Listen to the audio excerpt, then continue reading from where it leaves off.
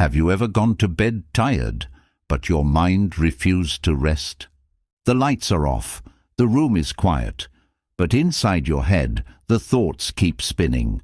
Unfinished conversations, tomorrow's worries, regrets you didn't ask for. You lie still, hoping sleep will come, but peace feels far away. Most people try to force sleep by silencing their thoughts. But what if that's not the answer? What if you don't need less thought? You need better thought. You see, your mind doesn't stop when you sleep. It keeps working, sorting through the noise, holding on to what feels important and discarding what doesn't. But if you don't guide it, it strengthens the wrong things. Anxiety, frustration, fear. That's where Stoic wisdom becomes powerful. Not as a bedtime story, but as a mental anchor. For the next 4+ hours, you'll be gently surrounded by the calm, clear teachings of ancient Stoics, Marcus Aurelius, Seneca, Epictetus, men who faced war, loss, power, and pain, and stayed centered. They didn't escape life's storms, they learned how to stand still inside them. Their words weren't written for comfort, they were written for clarity. And clarity is exactly what the modern mind needs before sleep. These lessons will not force silence, they will invite stillness. They will not distract you from your thoughts, they will help you understand them. And slowly, as the hours pass, you'll feel your mind settle, naturally, effortlessly, deeply. This isn't just about falling asleep, it's about waking up lighter, stronger, clearer. Because when the last thoughts of your day are grounded in wisdom, the next day begins with strength. Let the night begin. Let the mind rest. Let the Stoic voice guide you home. Today, we're going to explore how to start your day with a Stoic mindset. The way we begin our mornings has the power to shape the entire course of our day. Stoicism, an ancient but timeless philosophy, offers us profound lessons for this daily reset.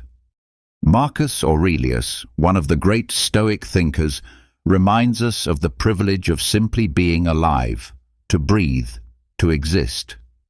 Rather than allowing stress or a foul mood to dominate our mornings, we can choose to greet the day with a mindset rooted in love, awareness, and appreciation.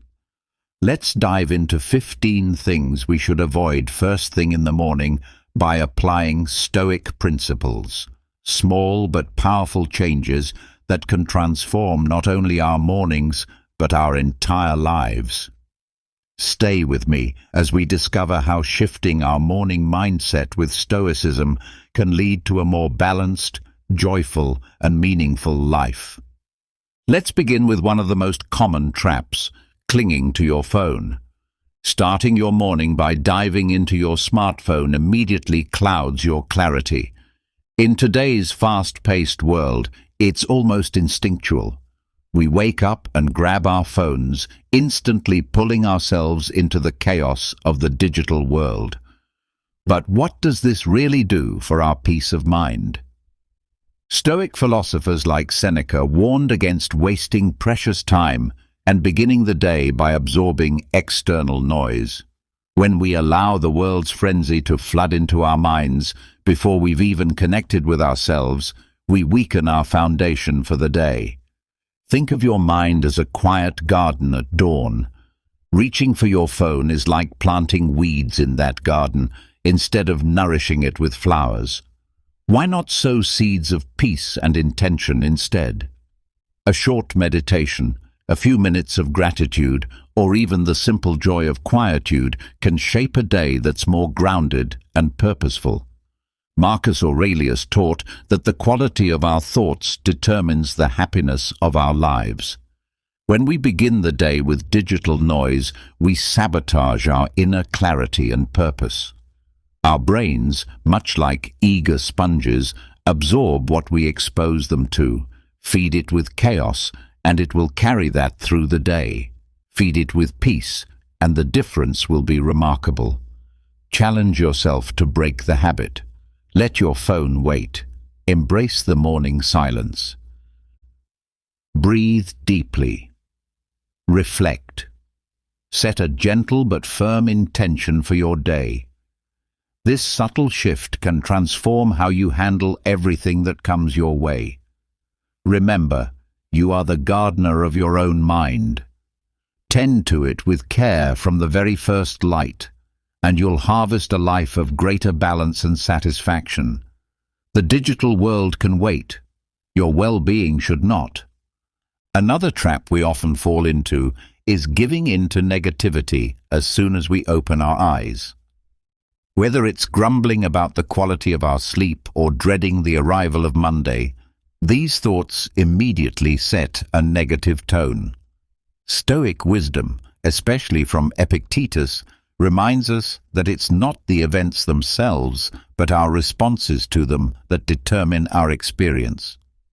Visualize your mind as a garden once again. Complaints are weeds that stifle the growth of anything good. Instead of letting those weeds grow, how about planting seeds of gratitude? Marcus Aurelius noted that the nature of our thoughts defines our happiness. So instead of getting lost in regret or resistance, challenge yourself to find 3 things to be thankful for. It could be the scent of freshly brewed coffee, the warm sunlight streaming through your window, or the anticipation of seeing a loved one. This isn't about toxic positivity. It's about giving your mind a compass, a direction. Our brains work like emotional GPS systems. The direction you set early on influences your entire journey. Gratitude shifts that direction toward joy. It not only uplifts our spirit, but strengthens our capacity to meet challenges with grace. Imagine waking up, pausing for a breath, and feeling genuine appreciation for your home, for your health, for a fresh start. That small shift in perspective has the power to transform not just your morning, but your whole day. Complaining may feel easy, but it rarely serves us. Gratitude, on the other hand, is a muscle. The more you work it, the more natural it becomes. You may be surprised how this simple change rewires the rest of your day. So next time the alarm rings, resist the urge to grumble. Pause, breathe, and look for what you can be thankful for. Follow Epictetus's wisdom and witness how this humble morning practice gradually illuminates not only your day, but your entire life.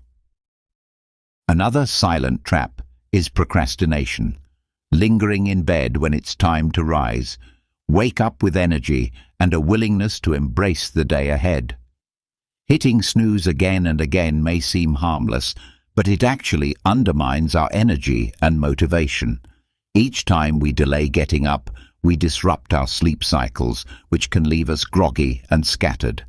Stoic philosophy offers a powerful antidote: the discipline of self-mastery. Epictetus said that true freedom is found in self-control. Marcus Aurelius reminded us to wake with gratitude and purpose. What if we began to view waking up not as a burden, but as a celebration of life itself? Instead of fighting the alarm, we could greet each new morning as a gift, another chance to grow, to learn, to live. Awakening with intention becomes an energizing force, setting the rhythm for a day of purpose. Rising immediately when the alarm rings becomes a declaration of discipline, a way to strengthen your resolve and take charge of your day. Picture yourself starting with mental sharpness and physical readiness instead of dragging yourself through fatigue and guilt. This simple act of getting up on time can spark a ripple effect throughout your entire routine. The next time your alarm goes off, remember, it's not just a noise, it's a signal, a reminder that you have another opportunity to live fully. Wake up with gratitude. Embrace the day. Witness how that one act can elevate not only your morning, but your life. Then there's the often overlooked habit of neglecting hydration. As we open our eyes in the morning, many of us skip this essential ritual. But after a long night of sleep, our body craves water. It's asking us to replenish what's been lost. Hydration is the most basic and immediate way to awaken our body and energize our mind. Marcus Aurelius taught that the thoughts we feed ourselves shape our happiness. And what better way to prepare the mind than by caring for the vessel that holds it? Drinking water in the morning is like flipping the switch on your inner engine. It kickstarts your organs, wakes up your digestion, and floods your cells with life-giving energy. To drink water first thing is to send your body a clear message. You matter. It's an act of self-respect that sets the tone for your entire day. Water doesn't just hydrate, it detoxifies, energizes, and clears the fog from your mind. Picture yourself savoring those first sips. The cool liquid awakening every fiber of your being, reviving you. It's like watering the soil of your day, ensuring that whatever you plant will thrive. So before you rush into your to-do list or scroll through notifications, pause, take a breath, reach for that glass of water, feel life moving through you again. This seemingly small ritual is a powerful daily reset, a conscious way to step into the day clear, alert, and aligned. Just like a musical instrument must be tuned before a concert, your body deserves the same care. Morning hydration is your way of preparing for the performance of life. Nourish yourself, reawaken, and go forward with renewed strength and clarity. Lastly, don't abandon your sense of calm. The moment of waking up marks the beginning of a sacred transition, from rest to activity, from dream to reality. Let this be a gentle crossing, not a chaotic leap. Give yourself permission to rise slowly, with intention and awareness. Don't allow external pressures to dictate the rhythm of your awakening. The Stoics knew the importance of inner peace, especially in a world that constantly tries to disrupt it. Begin your day rooted in calm, and you'll be more prepared to face whatever comes your way, not with haste, but with presence. Don't abandon the moment, calmly embrace it. Waking up signals the start of a new chapter, yet many of us meet it with urgency and unrest. Imagine if, instead, we could transform this daily act into a nourishing ritual, one that sets the rhythm for a grounded and effective day. The wise Roman Emperor Marcus Aurelius once cautioned that haste is the companion of failure. His words echo across time, urging us to begin each day not with panic, but with poise and deliberate intention. Rather than springing out of bed like someone escaping a threat, consider adopting a gentler, more mindful routine. Think of waking as the slow unveiling of dawn, peaceful, promising, and full of possibility. As your eyes flutter open, take a few seconds just to be still. Breathe deeply, allowing the air to awaken your lungs and fuel your body. Stretch slowly, like a cat easing into movement, activating each muscle with care and awareness. As your body slowly comes alive, begin to align your thoughts with the day ahead. Picture your responsibilities not as burdens, but as meaningful opportunities for creation and fulfillment. This is the perfect moment to set clear intentions and reconnect with your deeper purpose. Marcus Aurelius also reminds us to focus on each task only as long as it requires. Apply this principle to your morning. Avoid distractions and stay anchored in what truly matters. Feed your body, your mind, and your soul so that you're well equipped for both the challenges and the joys that await. Taking this mindful approach to awakening lays a strong foundation, like planting a seed of calm that will bloom into clarity and productivity. Imagine gliding through your day like a boat in still waters, not struggling against the current. This single change, waking up with presence, can leave you more grounded, less anxious, and far more prepared to face life with grace.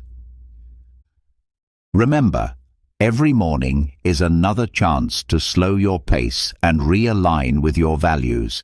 By investing just a few minutes into a calm and deliberate beginning, you're not only enriching your morning routine, but enhancing the quality of your entire day and, ultimately, your life. Let's not forget the fuel we need to start our engines. A day that begins with nourishment is a day primed for resilience. Breakfast, often neglected amid our hectic schedules, is crucial. Much like a vehicle cannot run without fuel, our bodies and minds cannot function optimally without proper morning sustenance. Marcus Aurelius emphasized that our present choices shape our future.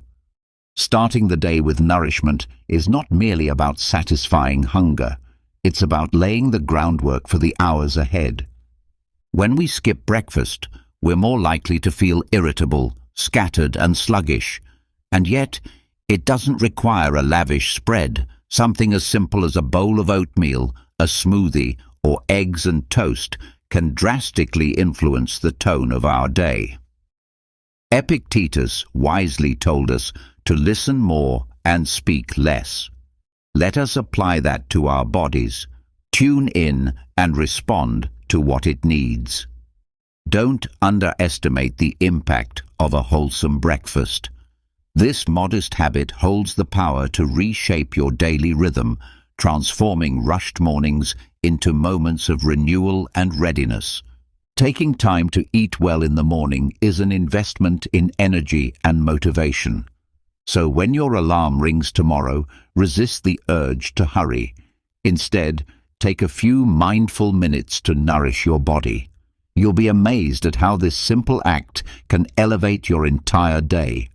After all, breakfast isn't just a meal, it's the first conscious step toward a remarkable day. Drifting through the day without direction leaves us vulnerable to uncertainty.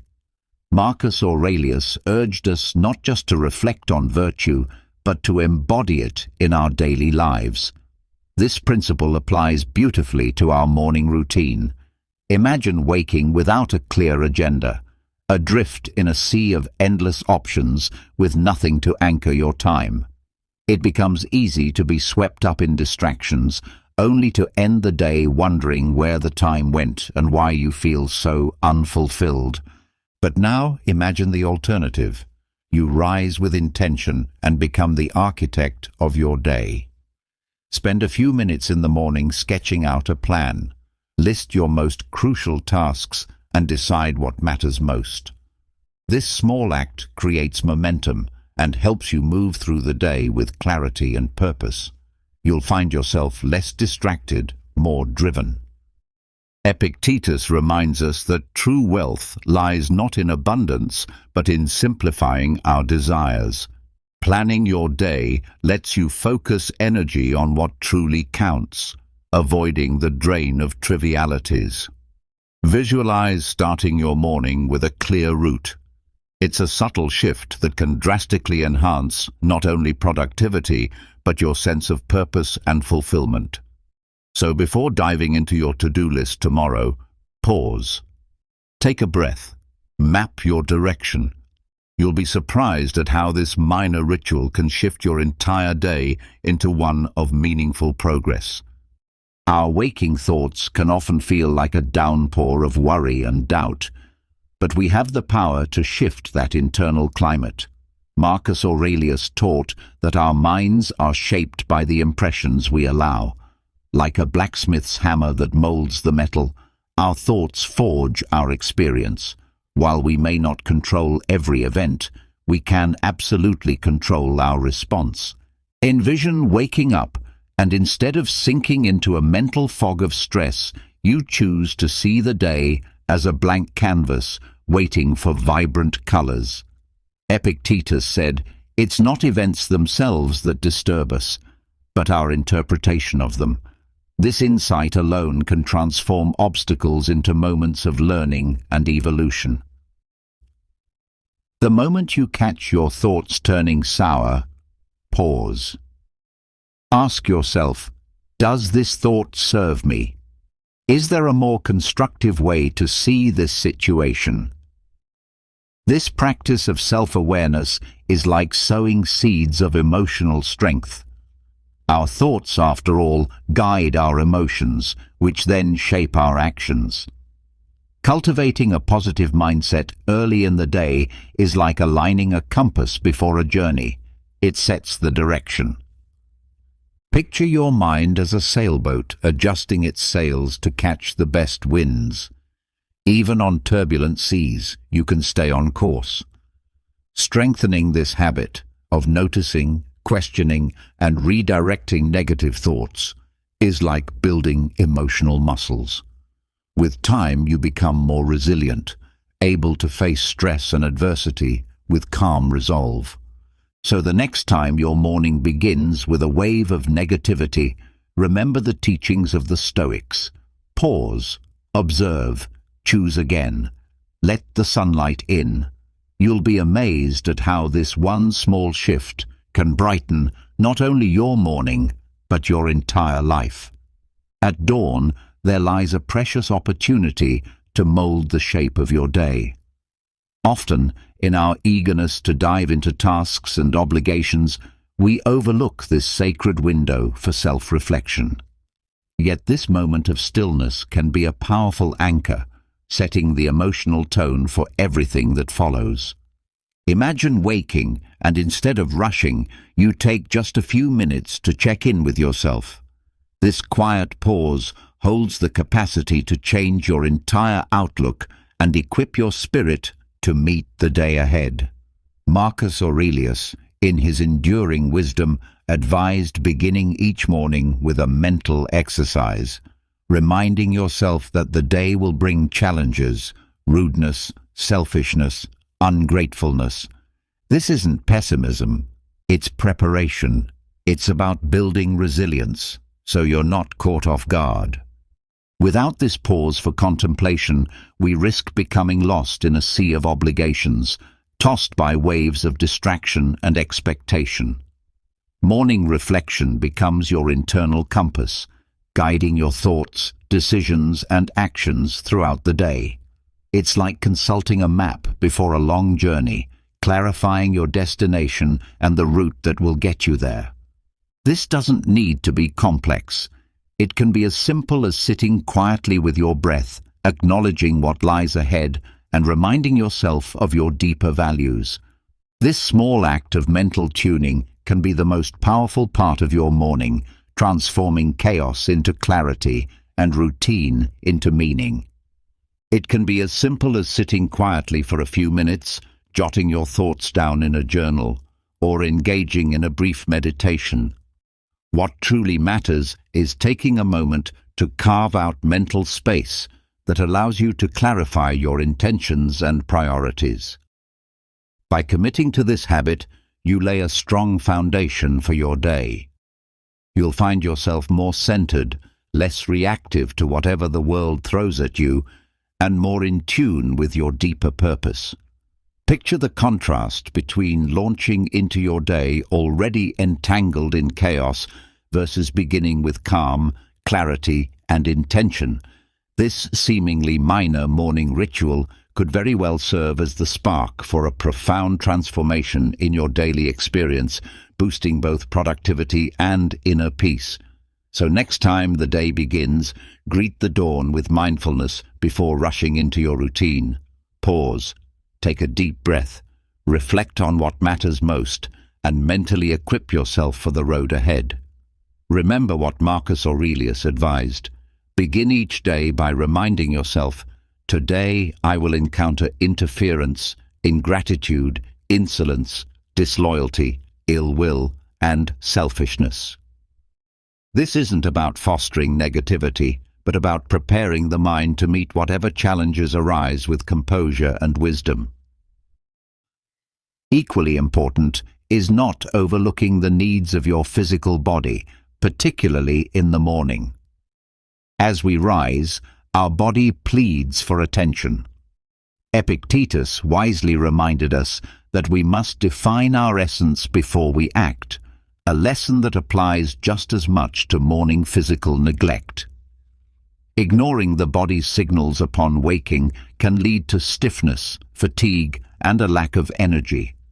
Our body, like a finely tuned machine, requires daily maintenance. A brief stretching routine or light physical activity in the morning can be the catalyst that unlocks our energy for the entire day. Marcus Aurelius likened life to a form of struggle, a challenge we must be physically prepared to meet. Morning movement is more than just physical. It triggers chemical processes, enhancing blood circulation and releasing endorphins, the natural messengers of happiness and vitality. By dedicating just a few minutes to this self-care ritual, it's as if you flip a switch that activates your entire being. Visualize yourself caring for your well-being. Every stretch, every movement is an act of growth. This modest habit can become the cornerstone of a transformation that improves both your physical and mental health, smoothing the transition into your day and energizing your every step. The next time the sun rises, before plunging into your to-do list, pause and honor your body.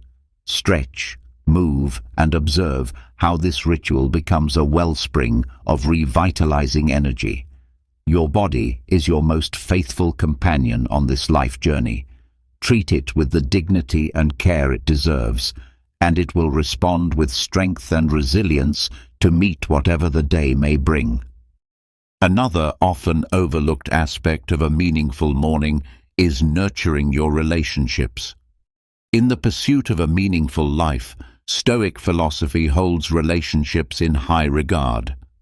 Seneca, one of its greatest voices, highlighted the irreplaceable value of friendship and love as pillars of a fulfilling existence. Amid the noise and busyness of daily life, it's all too easy to sideline the connections that matter most in favor of tasks and obligations. Yet, taking a few moments each morning to nurture these emotional ties can greatly enrich not just your own well-being, but also the lives of those you care about. A heartfelt good morning, a genuine hug, or a short, thoughtful conversation can reinforce the bonds that remind us we are not alone in this world. Marcus Aurelius urged us to accept and cherish the people that fate has placed in our lives. With an attitude of love and acceptance, our daily interactions can transform into profound sources of strength and encouragement. Beginning the day with a dose of positive human connection instills a sense of belonging and joy, which enhances our resilience in the face of life's inevitable challenges. These moments help us stay grounded in what truly matters. By fostering gratitude and affection in our relationships, we build a solid support network, one that uplifts us during hardships and celebrates with us in times of joy. This practice doesn't just enrich our personal lives, it sets off a ripple of positivity that can touch everyone around us. So, as the day begins, before the busyness sweeps you away, make time to connect with someone special. Whether it's through a warm message, a quick phone call, or sharing a morning meal, these small gestures can transform your morning and infuse your life with deeper meaning. Relationships are life's true treasure. Never underestimate the power of a simple act of kindness. It could be the ray of light that brightens not only your day, but also that of many others. Breathing, something so basic yet so often taken for granted, is another powerful tool for transformation that is often overlooked. Conscious breathing, when practiced intentionally, can reset your entire day. Picture yourself beginning each morning with a clear mind and a calm body, fully ready to meet whatever comes. This is the gift that mindful breathing can offer. Stoic thinkers like Epictetus stress the importance of being anchored in the present moment, and breathing is the most immediate path to that awareness. It serves as our natural anchor, gently pulling us away from regrets of the past or worries about the future. Imagine your breath as a quiet rhythm between your inner self and the outer world. Every inhale brings in new energy, every exhale lets go of what no longer serves. It's a simple act, yet deeply transformative. When you rise in the morning, resist the urge to plunge straight into the chaos. Instead, take a few moments for yourself. Feel the air as it enters your nostrils, expands your lungs, and fills your belly. Hold it for a moment, savor it, then let it go slowly, releasing tension as you do. This simple process has remarkable effects. It soothes the nervous system, lowers stress levels, and sharpens your focus. But conscious breathing isn't just a physical activity, it's a discipline. By focusing on the breath, you're learning how to direct your attention, a precious ability in today's distraction-heavy world. Recall the words of Epictetus. It is impossible for a man to learn what he thinks he already knows. Reapproach breathing with fresh curiosity. You may be amazed at the clarity and peace it brings. No special tools or long hours are needed. Just a few quiet moments can lay the groundwork for a day rooted in calm and purpose. So, when the alarm sounds next, resist the pull of routine. Instead, pause, breathe. Let each inhale be a reminder that you're alive, present, and prepared to greet the day. This gentle shift may well be the beginning of a richer, more balanced existence. And finally, never lose sight of nature. Its quiet majesty offers wisdom and healing that we too often neglect in our modern routines. Surrounded by screens, artificial light, and endless noise, we drift further from the natural world and, in doing so, from our own essence. Yet, reawakening our connection with nature can be a deeply transformative experience.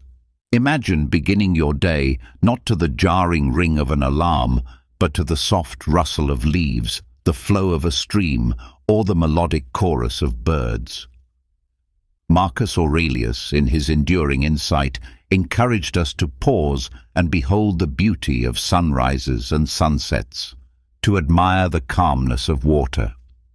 Science supports what ancient wisdom has long held. Spending time in nature can ease our anxious minds, elevate our mood, and sharpen our focus. It's as if returning to the natural world allows us to recalibrate our own internal rhythm. The beauty of it is that we don't need grand adventures to reap these benefits. Small, intentional acts, like opening a window to feel the morning air, stepping outside to hear the birds, or watching the sky change color at dawn, can be more than enough. Sometimes the most ordinary gestures are the most powerful, like opening your window in the morning to breathe in the crisp air, or taking a short walk while noticing the soft hues of the sky and the gentle sway of leaves dancing in the wind. These simple moments can be enough to root you firmly in the present. Nature offers us timeless wisdom about movement, impermanence, and beauty. Each blooming flower and drifting cloud reminds us how precious the present moment truly is. So, before you throw yourself into the busyness of the day, pause. Give yourself the gift of stillness and connection with the natural world. Observe, breathe, feel. Let the calm and quiet strength of nature flow into you, anchoring you with a sense of inner stability to face whatever the day may bring. This small yet deeply powerful ritual has the capacity to transform not just your mornings, but your entire outlook on life. Nature waits, always patient, always welcoming, ready to hold you in its nurturing arms. All it asks is that you say yes to its invitation to rediscover the peace and beauty that exist not only around you, but also within you. Do not lose sight of your true essence. Revisit your values and realign with your goals so you can live each day with authenticity and meaning.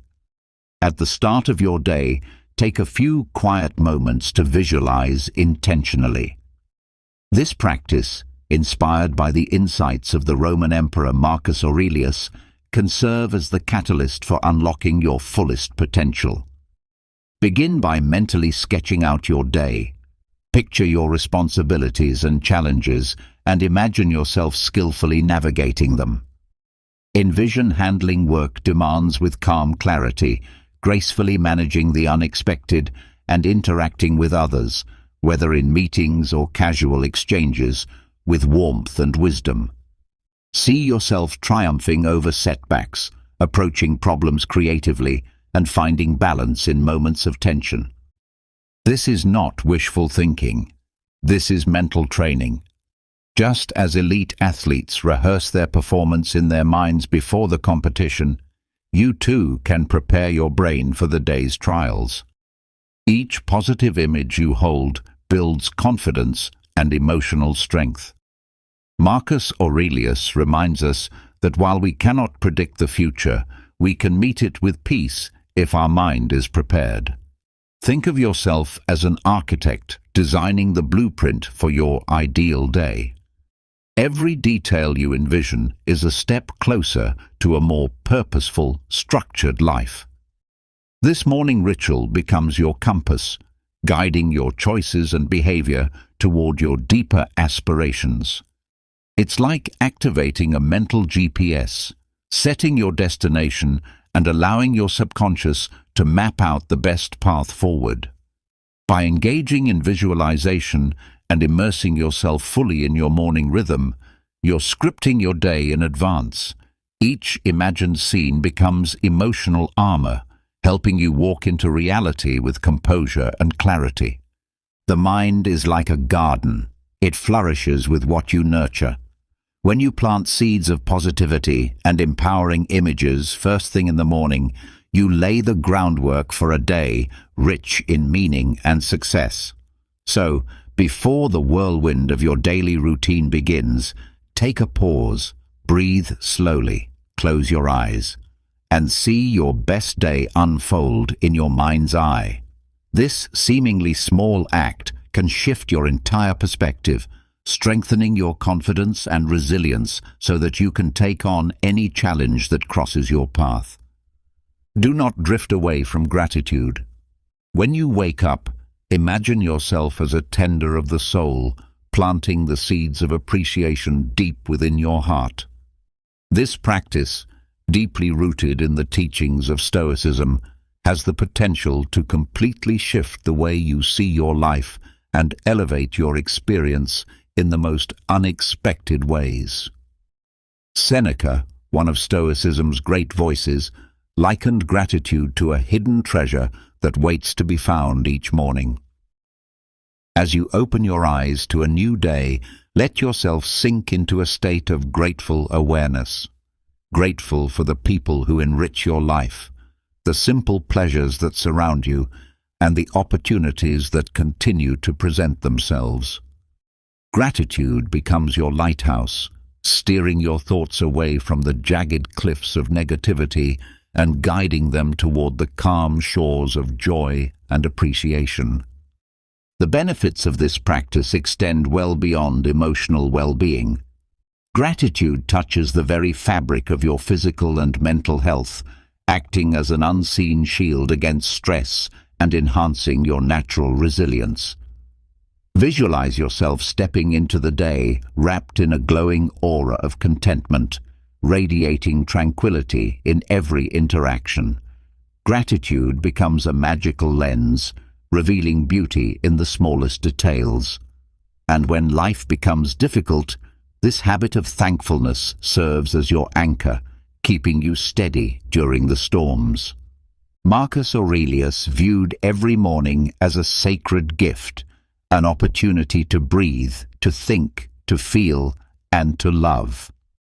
When you infuse your morning with Stoic principles, you begin crafting a stronger, wiser version of yourself with each new dawn.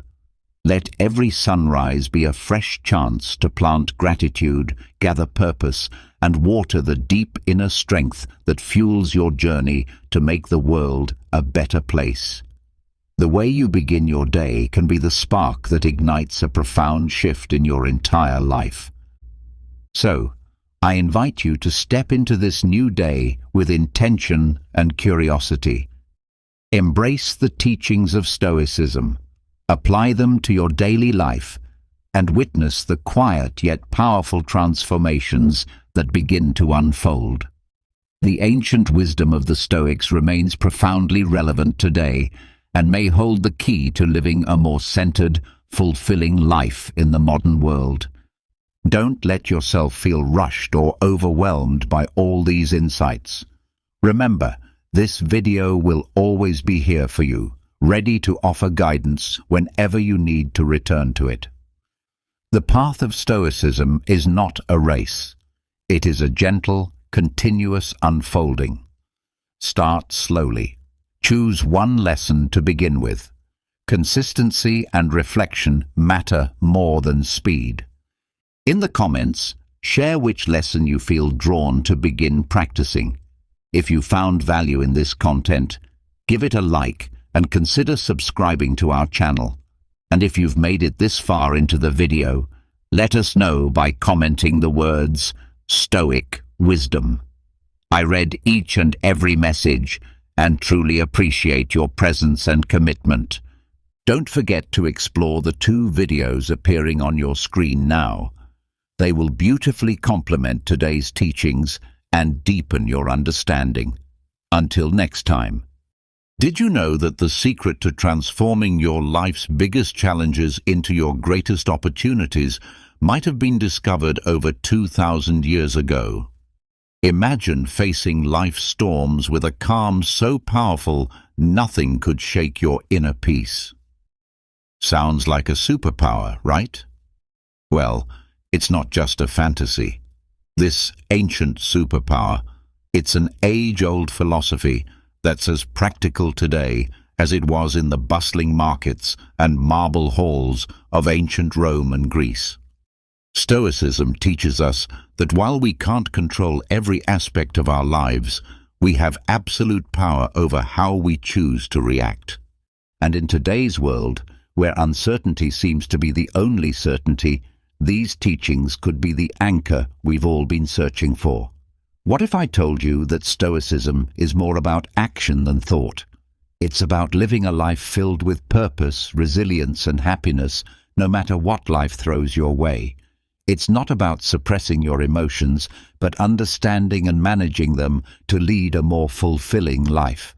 So whether you're dealing with stress, facing adversity, or simply looking to find more joy in the everyday, stick around. Today we're diving deep into Stoicism, uncovering its timeless wisdom and discovering how it can transform not just the way we think, but the way we live. If you're eager to embark on this journey of transformation, don't forget to subscribe, share, and hit that like button. Stick with me till the end without skipping, because every moment of this video is a step towards uncovering the Stoic wisdom that can change your life. Focusing on what's in your control. Have you ever found yourself stuck in traffic, fuming over the delay, or scrolling through your phone only to get upset over a negative comment someone left on your post? It happens to the best of us. It's almost like our day-to-day life is filled with these little tests, challenging our mood and our peace of mind at every turn. But here's a game-changing perspective from the world of Stoicism that can turn all that frustration on its head. Stoicism, this incredible philosophy that dates back to ancient Greece and Rome, hands us this powerful tool, focusing on what's in our control. The great Stoic philosopher Epictetus once said, "It's not what happens to you, but how you react to it that matters." Think about that for a second. Traffic, bad weather, negative comments, these are all outside our control. We can't change them, no matter how much we wish we could. What we can change, however, is how we react to them. This idea isn't just ancient wisdom, it's backed by modern psychology too. Carl Jung, a giant in the field of psychology, famously stated, "I am not what happened to me. I am what I choose to become." This aligns perfectly with the Stoic practice. It's about recognizing that the only real power we have is over our own reactions, thoughts, and actions. Let's break it down a bit. Say you're in that traffic jam, late for an important meeting. You can spend that time stewing in anger, honking your horn, and stressing out, which, let's be honest, won't make the cars ahead move any faster. Or you can take a deep breath, accept the situation, and maybe use the time to listen to a podcast, an audiobook, or simply enjoy some music. The traffic hasn't changed, but your response to it has. And with that shift, your stress levels drop, and your day looks a bit brighter. This Stoic principle of focusing on what you can control extends far beyond just dealing with traffic or weather. It applies to our personal goals, our reactions to others, and our approach to obstacles in life. As Marcus Aurelius, another Stoic heavyweight, reminds us, "You have power over your mind, not outside events. Realize this, and you will find strength." So next time you find yourself getting worked up over something outside your control, remember these wise words from our Stoic friends. Ask yourself, is this within my control? If it's not, let it go. Focus on your reaction, your mindset, and your actions. This simple shift can have a profound impact on your stress levels and overall happiness. It's not always easy, but it's worth practicing every day. Remember, it's about progress, not perfection. And as we learn to focus more on what's in our control, we'll find ourselves not just surviving life's challenges, but thriving in spite of them. Stoicism teaches us the art of embracing obstacles as opportunities. It sounds counterintuitive, right? Most of us are programmed to view obstacles as just that, barriers to our success and happiness. But Stoics like Marcus Aurelius, Seneca, and Epictetus flip this narrative on its head. Embracing obstacles as opportunities. They tell us when life throws you a curveball, instead of asking, "Why me?" ask, "What can I learn?" This is a game changer. Marcus Aurelius, the Roman emperor and a Stoic philosopher, penned in his personal writings, "The impediment to action advances action. What stands in the way becomes the way." What he means here is that every obstacle, no matter how daunting, not only tests our resilience, but also teaches us valuable lessons. It's about finding the silver lining in tough situations and using it to fuel our growth. This perspective isn't just ancient philosophy. It's backed by modern thinkers too. The famous psychologist Carl Jung said, "What you resist persists." By fighting against obstacles, we give them more power over us, but by accepting and learning from them, we can overcome them. This Stoic mindset is about transforming challenges into stepping stones towards becoming stronger and wiser. Let's make it practical. Say you're facing rejection from job applications. It's easy to fall into a spiral of self-pity and doubt, but what if you viewed each rejection as feedback? Maybe there's a skill you need to improve or a new strategy for your job search. That shift in perspective can turn a series of rejections into a path for professional development. Another example is personal conflicts. They're uncomfortable and stressful, but they also offer a chance to practice patience, empathy, and communication skills. Every disagreement is an opportunity to understand different viewpoints and to refine our conflict resolution abilities. The essence of embracing obstacles as opportunities lies in asking ourselves, what can this situation teach me? Instead of being passive victims of circumstance, we become active learners and problem solvers. This doesn't mean that facing obstacles becomes easy, but it does mean that we approach them with a mindset geared towards growth and learning. Epictetus once said, "It's not what happens to you, but how you react to it that matters." This is the heart of Stoicism. It's about seeing beyond the immediate pain or frustration of an obstacle and finding the lessons and opportunities it presents.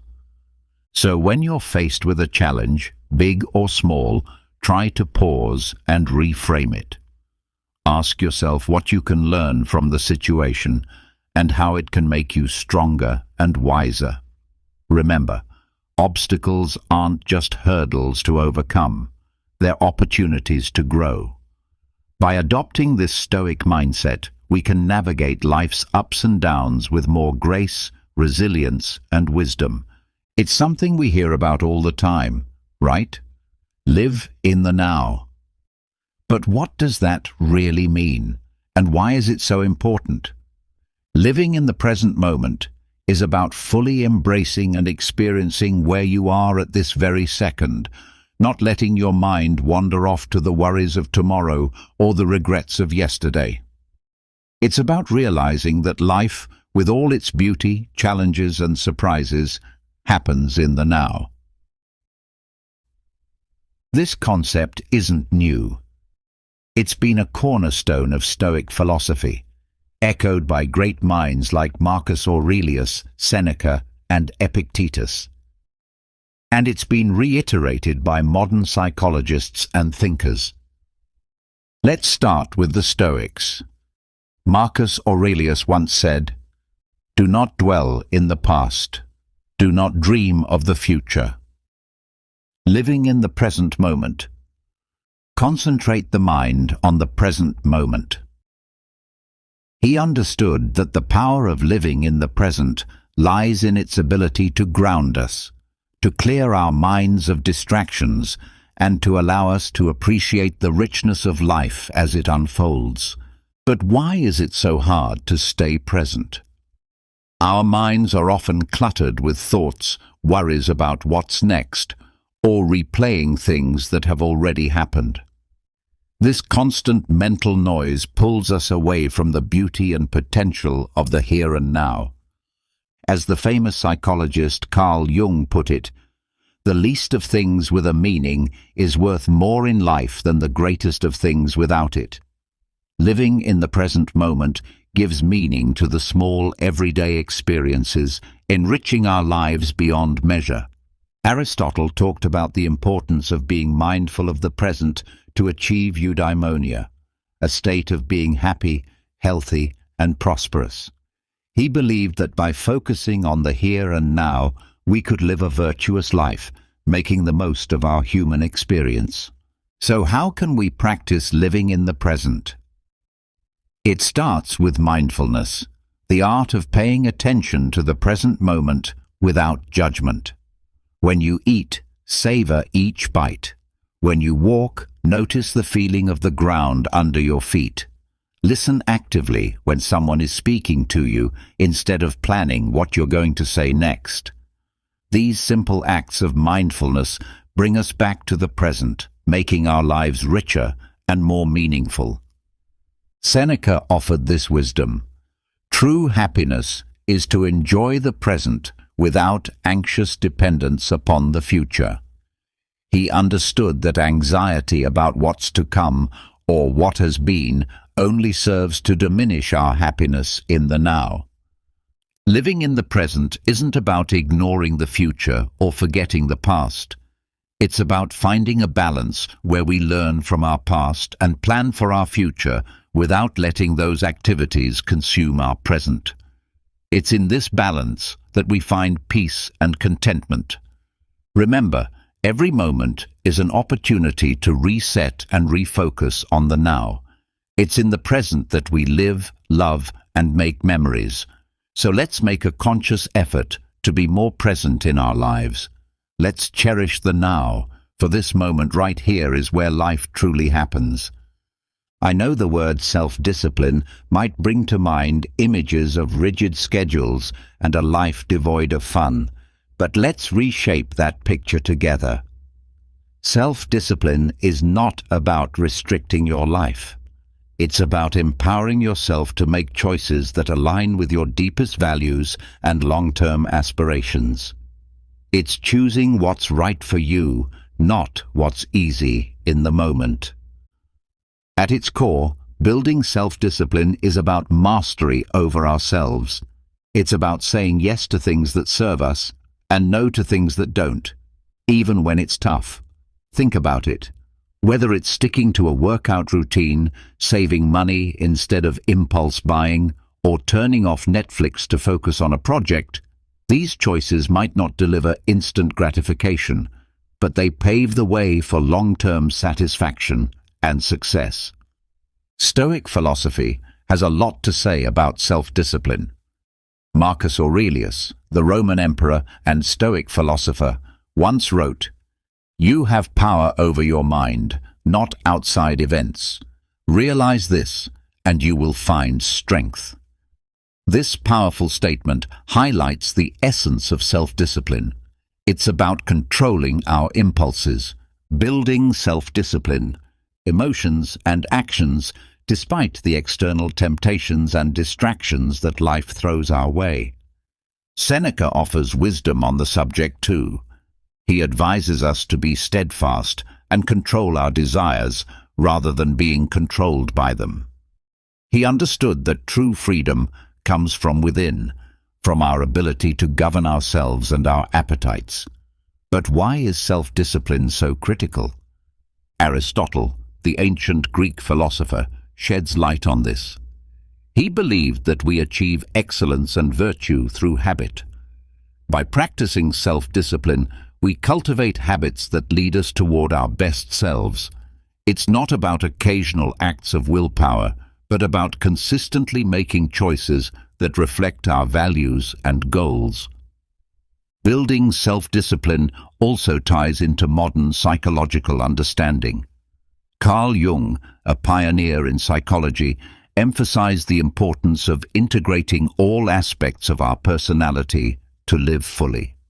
This integration requires self-discipline, as we must navigate the desires of different parts of our psyche, choosing paths that contribute to our overall well-being and growth. So how can we build self-discipline in our daily lives? Start small. Pick one area you want to improve, whether it's your diet, exercise routine, or spending habits. Set clear, achievable goals and take it one day at a time. Remember, every time you make a choice that aligns with your goals, you're building the muscle of self-discipline. Epictetus reminds us, "No great thing is created suddenly." Self-discipline is built through small, consistent actions. It's about progress, not perfection. Every day presents new opportunities to practice self-discipline, to choose actions that move us closer to who we want to be. Building self-discipline is a journey. It's about finding balance between what we want now and what we want most. It's about making choices that might be hard in the moment, but will bring us closer to our goals, happiness, and peace in the long run. So let's commit to this journey together, supporting one another in choosing what's right, not what's easy. Remember, in the realm of self-discipline lies the path to achieving our dreams and living a life we truly love.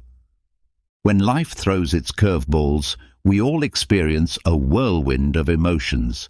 Feeling angry, sad, or frustrated is a natural part of being human. But here's the kicker. It's not just about the emotions we feel, it's about how we handle them. That's where the magic of emotional resilience comes in. Emotional resilience is like this superpower that allows us to navigate through life's storms with grace and come out stronger on the other side. It's about acknowledging our emotions, understanding them, and then taking positive steps to move forward rather than being swept away by the tide of our feelings. The Stoics had a lot to say about this. Marcus Aurelius, for example, reminds us, "You have power over your mind, not outside events. Realize this, and you will find strength." This profound insight touches the essence of emotional resilience.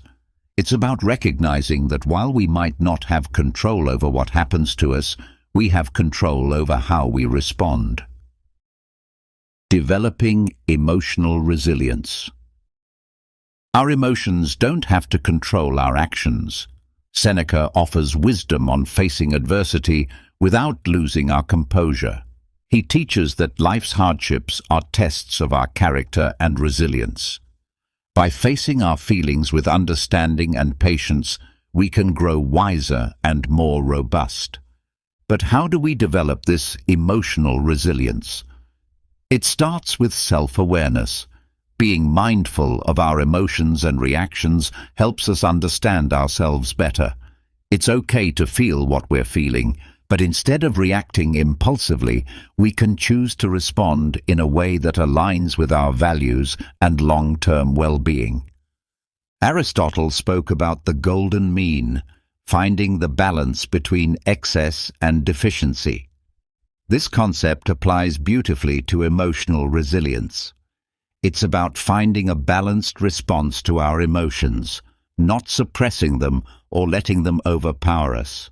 Carl Jung, a pioneer in psychology, emphasized the importance of integrating all aspects of our psyche to achieve wholeness. Part of this process involves confronting our emotions, understanding them, and learning from them. This is at the heart of developing emotional resilience. So what can you do when you're in the grip of strong emotions? First, give yourself permission to feel. Acknowledge your emotions without judgment. Then, take a step back and try to understand what triggered these feelings. This reflection can provide valuable insights into your emotional patterns and triggers. Epictetus said, "It's not what happens to you, but how you react to it that matters." This is a powerful reminder that our reactions to our emotions can shape our experiences. Instead of being reactive, we can choose to respond in a way that is constructive and healing. Developing emotional resilience is a journey. It involves practicing mindfulness, self-reflection, and patience. It's about building a toolkit of coping strategies like journaling, talking to a trusted friend, or practicing relaxation techniques. Most importantly, it's about treating yourself with kindness and compassion as you navigate through your emotions. Emotional resilience is not about never feeling negative emotions. It's about learning to ride the waves of those emotions with grace and coming out on the other side stronger and more self-aware. By developing emotional resilience, we empower ourselves to face life's challenges with courage and poise. Let's embrace this journey together, supporting each other in becoming more emotionally resilient and ultimately living a more fulfilling life. The Stoics, including great minds like Marcus Aurelius, Seneca, and Epictetus, used this concept not to create fear, but to inspire a deeper appreciation for every moment. They believed that by keeping the inevitability of death in mind, we would live more fully, consciously, and with gratitude for the present.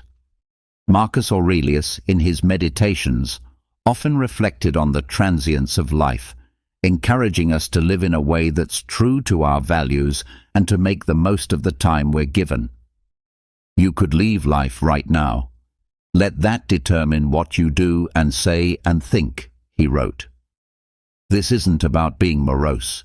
It's a call to action, a reminder to focus on what truly matters. Memento mori.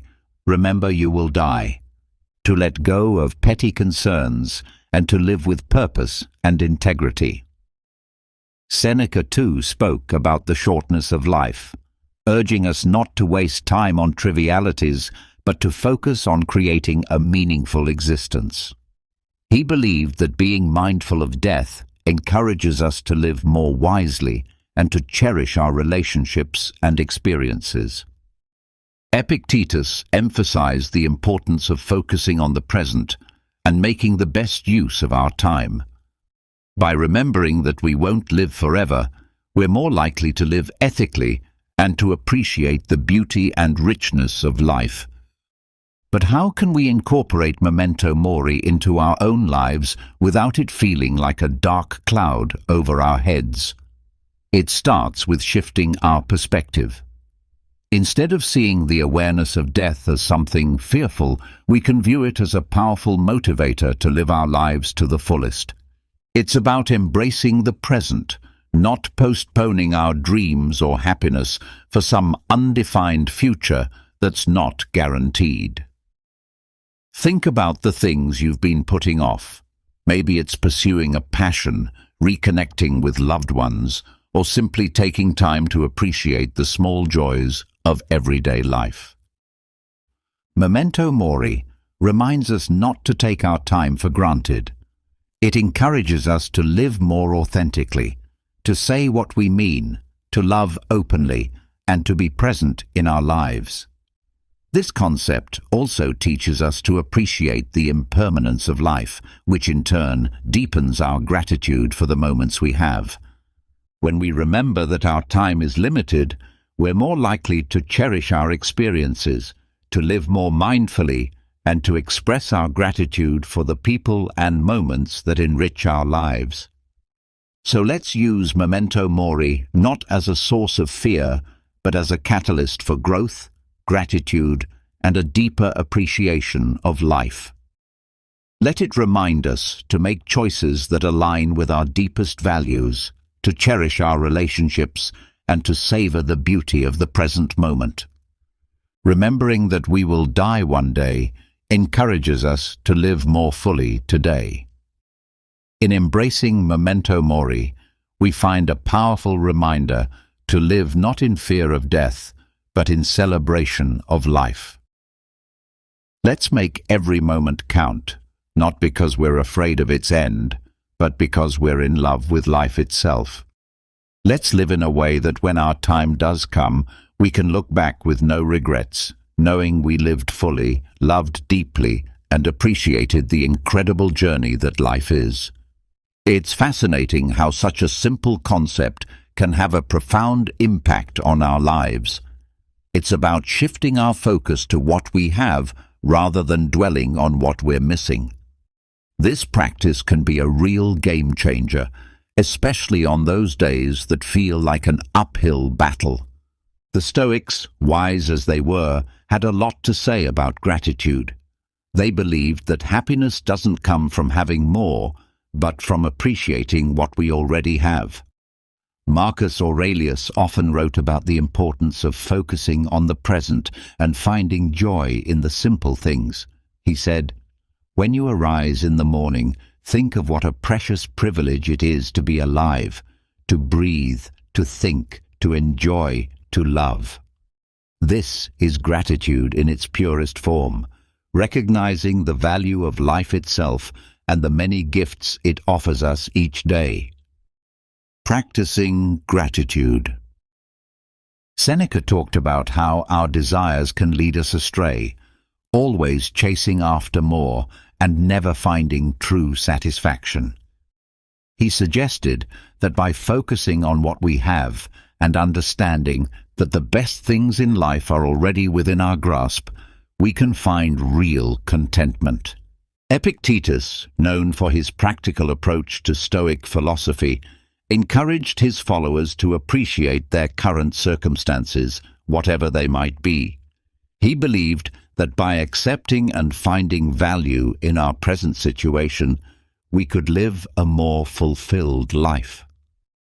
But how do we practice gratitude, especially when life throws curveballs our way? It starts with making it a daily habit. Each morning or evening, take a moment to reflect on 3 things you're grateful for. It could be as simple as a warm cup of coffee, a conversation with a friend, or the beauty of a sunset.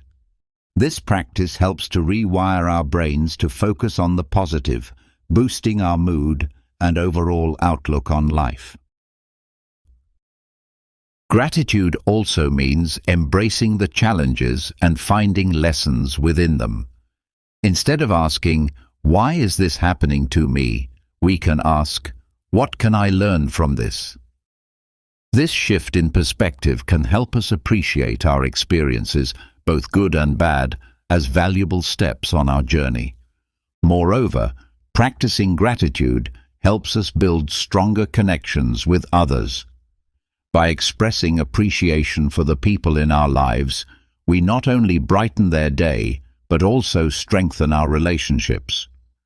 A simple thank you can go a long way in showing someone that they're valued and loved. Aristotle spoke about the importance of recognizing the good in our lives and striving for a virtuous life.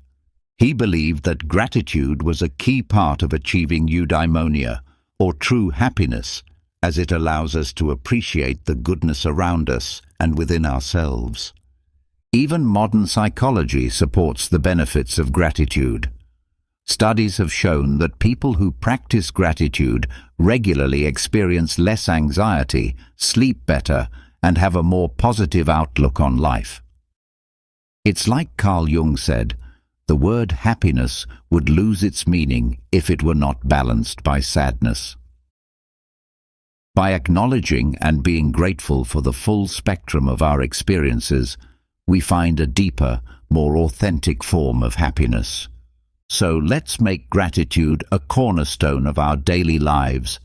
Let's celebrate the small victories, cherish the moments of connection, and find joy in the simple pleasures. By focusing on what we have, not what we're missing, we can cultivate a sense of abundance and happiness that shines from within. Remember, it's not happiness that brings us gratitude. It's gratitude that brings us happiness. Let's fill our glasses half full, raise them high, and toast to the beauty of gratitude in our lives. Cheers to finding the silver lining, even on the cloudiest of days.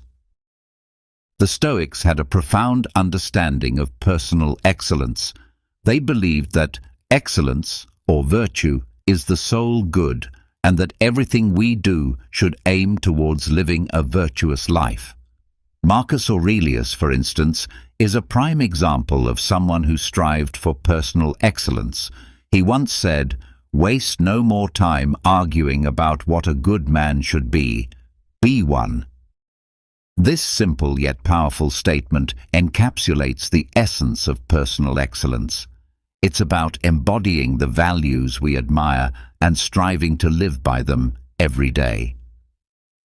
Focusing on personal excellence.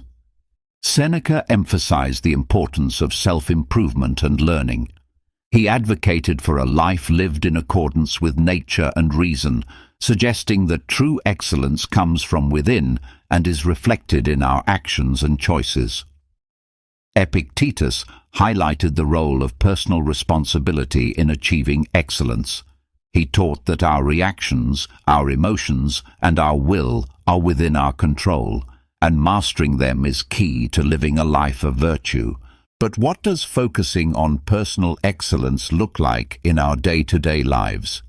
It starts with setting personal standards based on our values and aspirations, not societal expectations or the achievements of others. It's about knowing who we are, understanding our strengths and weaknesses, and taking consistent steps towards improvement. Personal excellence is also about resilience. It's about how we respond to setbacks and failures, not just our successes. Like Aristotle said, excellence is never an accident. It is always the result of high intention, sincere effort, and intelligent execution. It represents the wise choice of many alternatives. Choice, not chance, determines your destiny. This means embracing challenges as opportunities to learn and grow, rather than seeing them as obstacles. Moreover, focusing on personal excellence involves cultivating a growth mindset, a concept championed by modern psychology. It's the belief that our abilities and intelligence can be developed through dedication and hard work. This mindset encourages us to embrace challenges, persist in the face of setbacks, and see effort as a path to mastery. Personal excellence also means living authentically. It's about being true to ourselves and our values, even when it's not easy.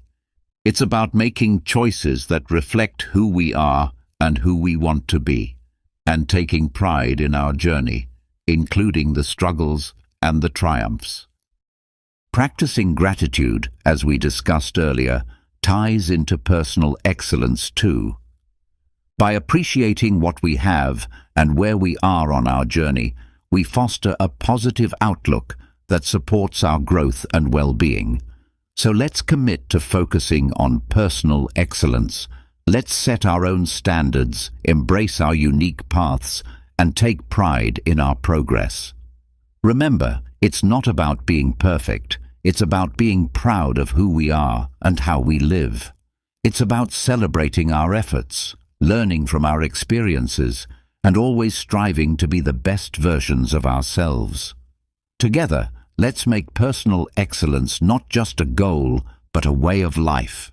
In a world saturated with social media, where likes, follows, and comments often dictate our self-worth, it's easy to fall into the trap of valuing ourselves through the lens of others' opinions. But here's a liberating truth. Your worth isn't based on external validation. It's about being true to yourself, embracing your authenticity, and living in alignment with your values. The Stoics, those ancient philosophers we keep turning to for timeless wisdom, had a lot to say about this. They taught that our inner peace and freedom come from focusing on what's within our control, our actions, our thoughts, our integrity, not the fluctuating opinions of others. Not caring what others think. Marcus Aurelius wisely stated, "I have often wondered how it is that every man loves himself more than all the rest of men, but yet sets less value on his own opinion of himself than on the opinions of others." This striking observation highlights the paradox many of us live with, valuing others' judgments over our own self-assessment. Seneca echoed this sentiment by emphasizing the importance of living a life true to oneself, not one shaped by the expectations or approval of others. He believed that true contentment comes from within, from living a life that's congruent with our principles and values. Epictetus taught that worrying about others' opinions is outside our control and therefore not worth our energy. He encouraged focusing instead on our own actions and on living virtuously, as that's where our true power lies. So how can we start caring less about what others think and more about being true to ourselves? First, it's about understanding that you are the author of your life story. You have the power to define your worth, not society, not your social media followers, nor the people around you. It's about grounding your self-esteem in who you are, the values you stand for, the kindness you spread, and the effort you put into being your best self. Second, practice self-reflection. Ask yourself, whose life am I living? Am I making choices based on my desires, or am I trying to fit into someone else's mold? Reflecting on these questions can help realign your actions with your true self. Third, embrace vulnerability. Being true to yourself means being open about your flaws and all, understanding that perfection is an illusion. It's okay to be a work in progress, making mistakes and learning from them. This authenticity attracts the right people into your life, those who appreciate the real you. Moreover, remember the words of Aristotle, who spoke about the golden mean, finding balance in life. Applying this to our concern for others' opinions, it's about finding a healthy balance between considering constructive feedback and maintaining our autonomy and self-worth. Incorporating a Stoic mindset into our lives means understanding that our worth is determined by our virtues, our actions, and our commitment to living a meaningful life, not by external accolades or approval. It's about building a strong inner fortress that remains unshaken by the fleeting opinions of others. Let's commit to valuing ourselves for who we truly are, not for the likes, follows, or approval we receive. Let's be courageous in our authenticity, living lives that resonate with our deepest truths. Remember, your worth is inherent and unique, and by being true to yourself, you shine your light in the most genuine way possible. Let's not just navigate life, but thrive in it, with the confidence that comes from knowing we are living authentically, aligned with our values and true to ourselves. Here's the thing. Accepting change is not just necessary, it's vital for our growth and happiness. The reality is, the only constant in life is change. Learning to go with the flow and embrace life's inevitable shifts makes navigating through them less scary and more of an adventure. The Stoics, accepting change, had an incredibly healthy perspective on change. They saw it as a natural part of the universe's rhythm. Marcus Aurelius said, "Accept whatever comes to you woven in the pattern of your destiny, for what could more aptly fit your needs?"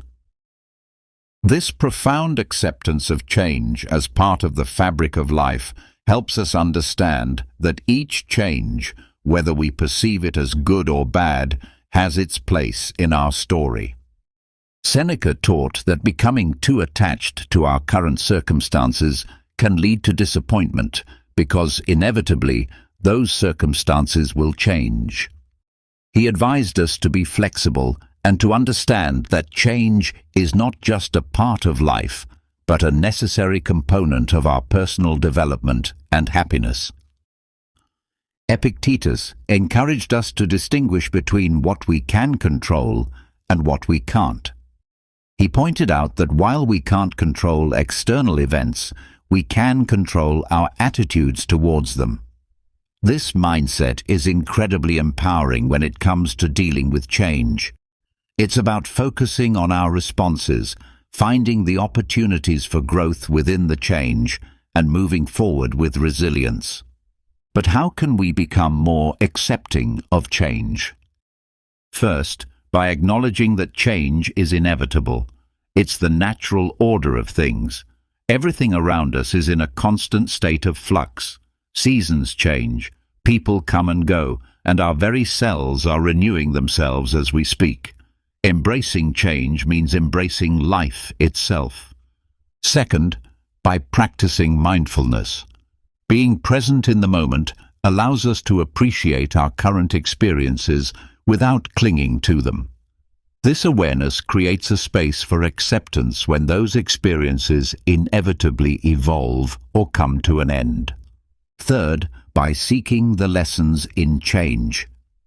Every shift in our lives, no matter how challenging, comes with opportunities to learn and grow. Instead of asking, "Why is this happening to me?" we can ask, "What can I learn from this?" This shift in perspective can turn the challenges of change into stepping stones for personal development. Aristotle spoke about the importance of pursuing a virtuous life as the key to happiness. Part of virtue is adaptability, the ability to navigate life's changes with grace and wisdom. It's about finding balance and harmony within the flux of life. Modern psychology supports this Stoic approach to change. Viewing change as an opportunity rather than a threat can significantly reduce our stress and anxiety levels. It can enhance our resilience, making us better equipped to handle whatever life throws our way. Let's remind ourselves that change is not just something to endure, but to welcome as a natural, enriching part of our journey. By accepting change, we open ourselves to new experiences, growth, and the beautiful unfolding of our unique paths in life.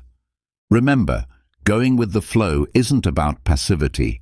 It's about actively engaging with life in its full, dynamic complexity. Let's navigate the currents of change with courage, grace, and a heart open to the endless possibilities that change brings. Despite our differences, we're all in this together, navigating the complex journey of life. By fostering an understanding and caring attitude towards others, we contribute to making the world a kinder. Practicing compassion and empathy. More loving place. The Stoics, those ancient philosophers who continue to enlighten us with their timeless wisdom, placed great importance on the virtues of compassion and empathy. They believed in the interconnectedness of all humans and taught that kindness and understanding towards others are essential aspects of living a virtuous life. Marcus Aurelius, for instance, reminded us that human beings are social creatures by nature, meant to live in harmony and cooperation with one another. He said, "What brings no benefit to the hive brings none to the bee." This beautifully illustrates the idea that our well-being is intrinsically linked to the well-being of others. Seneca emphasized the importance of treating others with kindness and generosity. He argued that compassion is a natural human instinct and that by helping others, we also help ourselves. In his writings, Seneca encourages us to extend our empathy even to those who have wronged us, understanding that they too are acting out of their own struggles and limitations. Epictetus taught that we should strive to understand others' perspectives, recognizing that everyone has their reasons for their actions. This doesn't mean condoning harmful behavior, but rather approaching others with a mindset of empathy, seeking to understand their experiences and viewpoints. But how can we practice compassion and empathy in our daily lives? It starts with listening, truly listening to the stories, experiences, and feelings of those around us. It's about putting ourselves in their shoes, imagining their struggles, their joys, their fears, and their hopes. This act of understanding can bridge the gap between us, fostering a sense of connection and shared humanity. Another way to cultivate compassion and empathy is through acts of kindness, no matter how small: a smile, a kind word, a listening ear. These can all make a significant difference in someone's day. By being present and attentive to others, we signal that they matter, that their feelings and experiences are valid and important. Practicing compassion and empathy also means being there for others in times of need, offering support and understanding without judgment. It's about recognizing the value and dignity of every person, regardless of our differences. The ancient philosopher Aristotle spoke about the importance of friendship and the role of empathy in building strong, meaningful relationships. He believed that true friends not only share in each other's joys, but also in their sorrows, supporting each other with empathy and understanding. Modern psychology supports the Stoic emphasis on compassion and empathy, showing that these virtues not only enhance our relationships, but also our own emotional well-being. By caring for others, we foster a sense of belonging, purpose, and happiness in our own lives. Let's remind ourselves that behind every face is a story, behind every action is a reason, and that by understanding and caring for each other, we make the world a kinder, gentler place.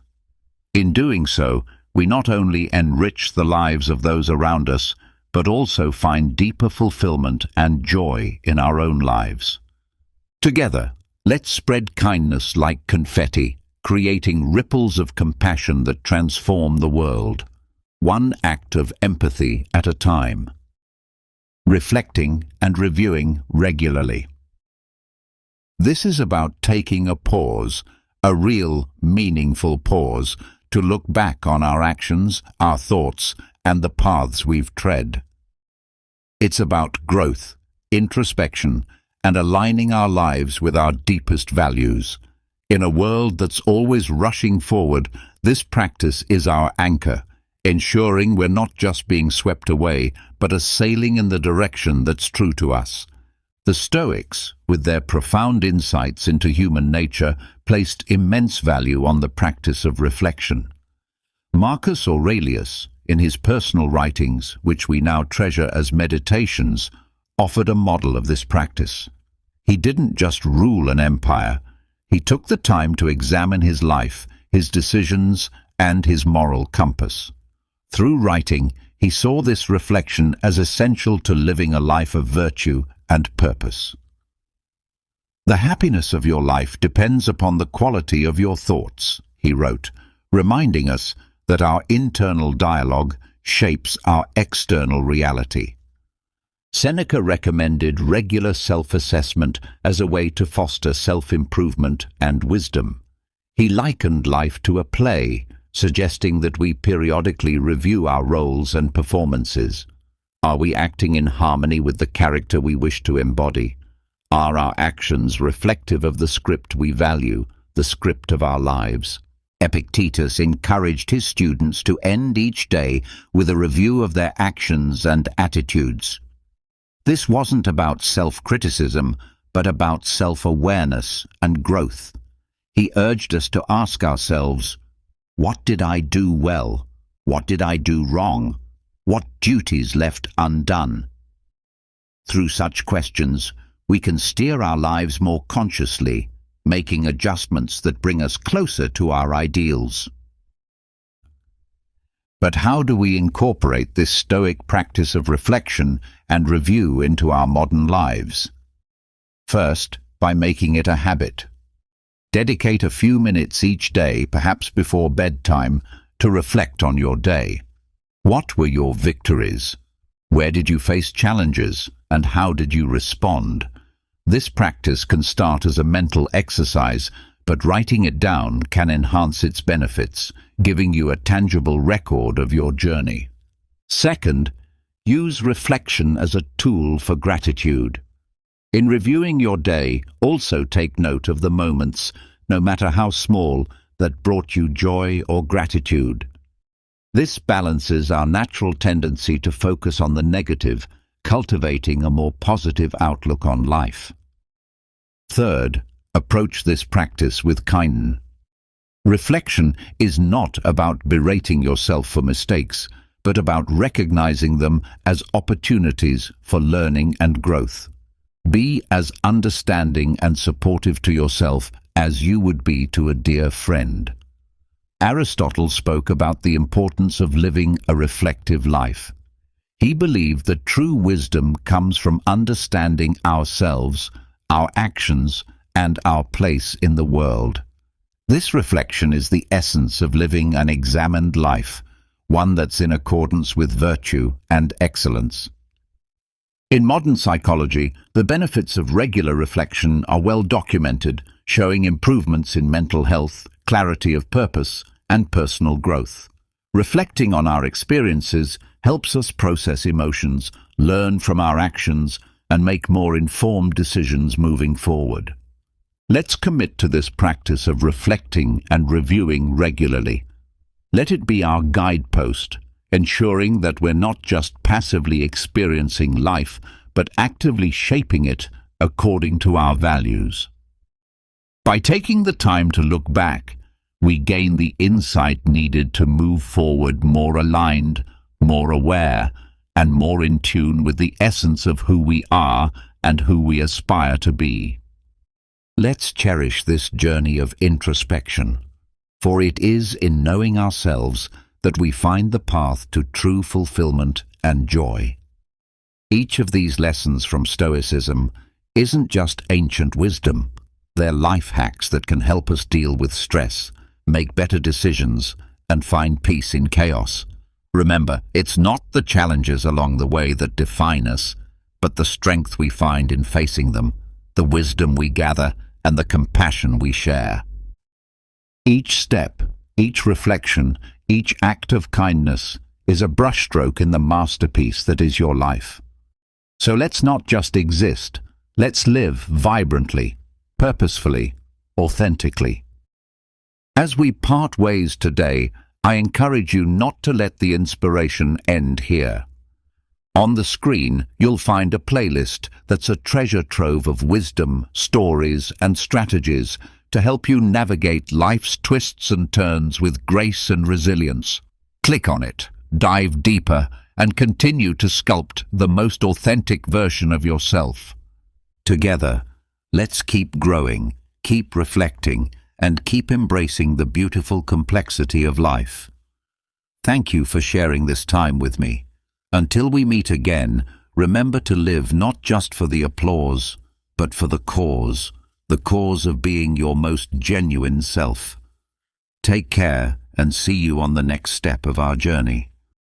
Ever get the feeling that you're surrounded by performers? I know I have. People put on facades every single day, acting like something they're not. But here's where it gets interesting. Once you train yourself to see beyond the surface, to catch the subtleties, everything changes. You start noticing the inconsistencies, the hesitation, the mismatched body language. I remember being in a meeting once where everyone was all smiles and polite nods, but beneath that polished surface, I sensed unspoken tension, hidden motives. It wasn't just in their words, it was in their stillness, their pauses, even the way their feet pointed toward the door. Once you start noticing these things, you can't unsee them. It's like having a new lens on the world. Want to learn how to see past the mask? Let's get into it. Let me introduce you to a deceptively simple but powerful method I like to call the Tell Me More approach. It's not flashy. It doesn't come with a cape or dramatic music, but it works like magic. The beauty of it is that most people don't even realize you're doing anything at all. All you do is stay calm, relaxed, and when someone is passionately explaining their side of things, no matter what it's about, you resist the urge to jump in, to argue, to correct them. Instead, you simply say, "Tell me more." I discovered this years ago during a heated debate with a friend over whether pineapple belonged on pizza. Yeah, that old classic. I had my arguments lined up, ready to go. But something told me to pause, so instead of clapping back, I just leaned in and said, "Tell me more." And what unfolded was completely unexpected. What began as a light-hearted food debate suddenly turned into a story about their childhood, about family dinners, and a deep-rooted dislike of pineapple tied to a bizarre childhood memory. It stopped being about pizza. It became a journey into their emotional world. Here's what I learned. When people feel genuinely heard, their defenses drop. They no longer feel like they're in a battle or on trial. Instead, they open up. They start revealing far more than they initially intended. You give them a sense of safety, a space where they don't feel judged or rushed. And in that space, people reveal their fears, their hopes, their insecurities, their dreams, sometimes without even realizing it. I've used this in work meetings, in tense conversations with friends, and even with people I knew were being dishonest. There was one time during a business negotiation where instead of pushing my ideas, I just kept saying, "Tell me more."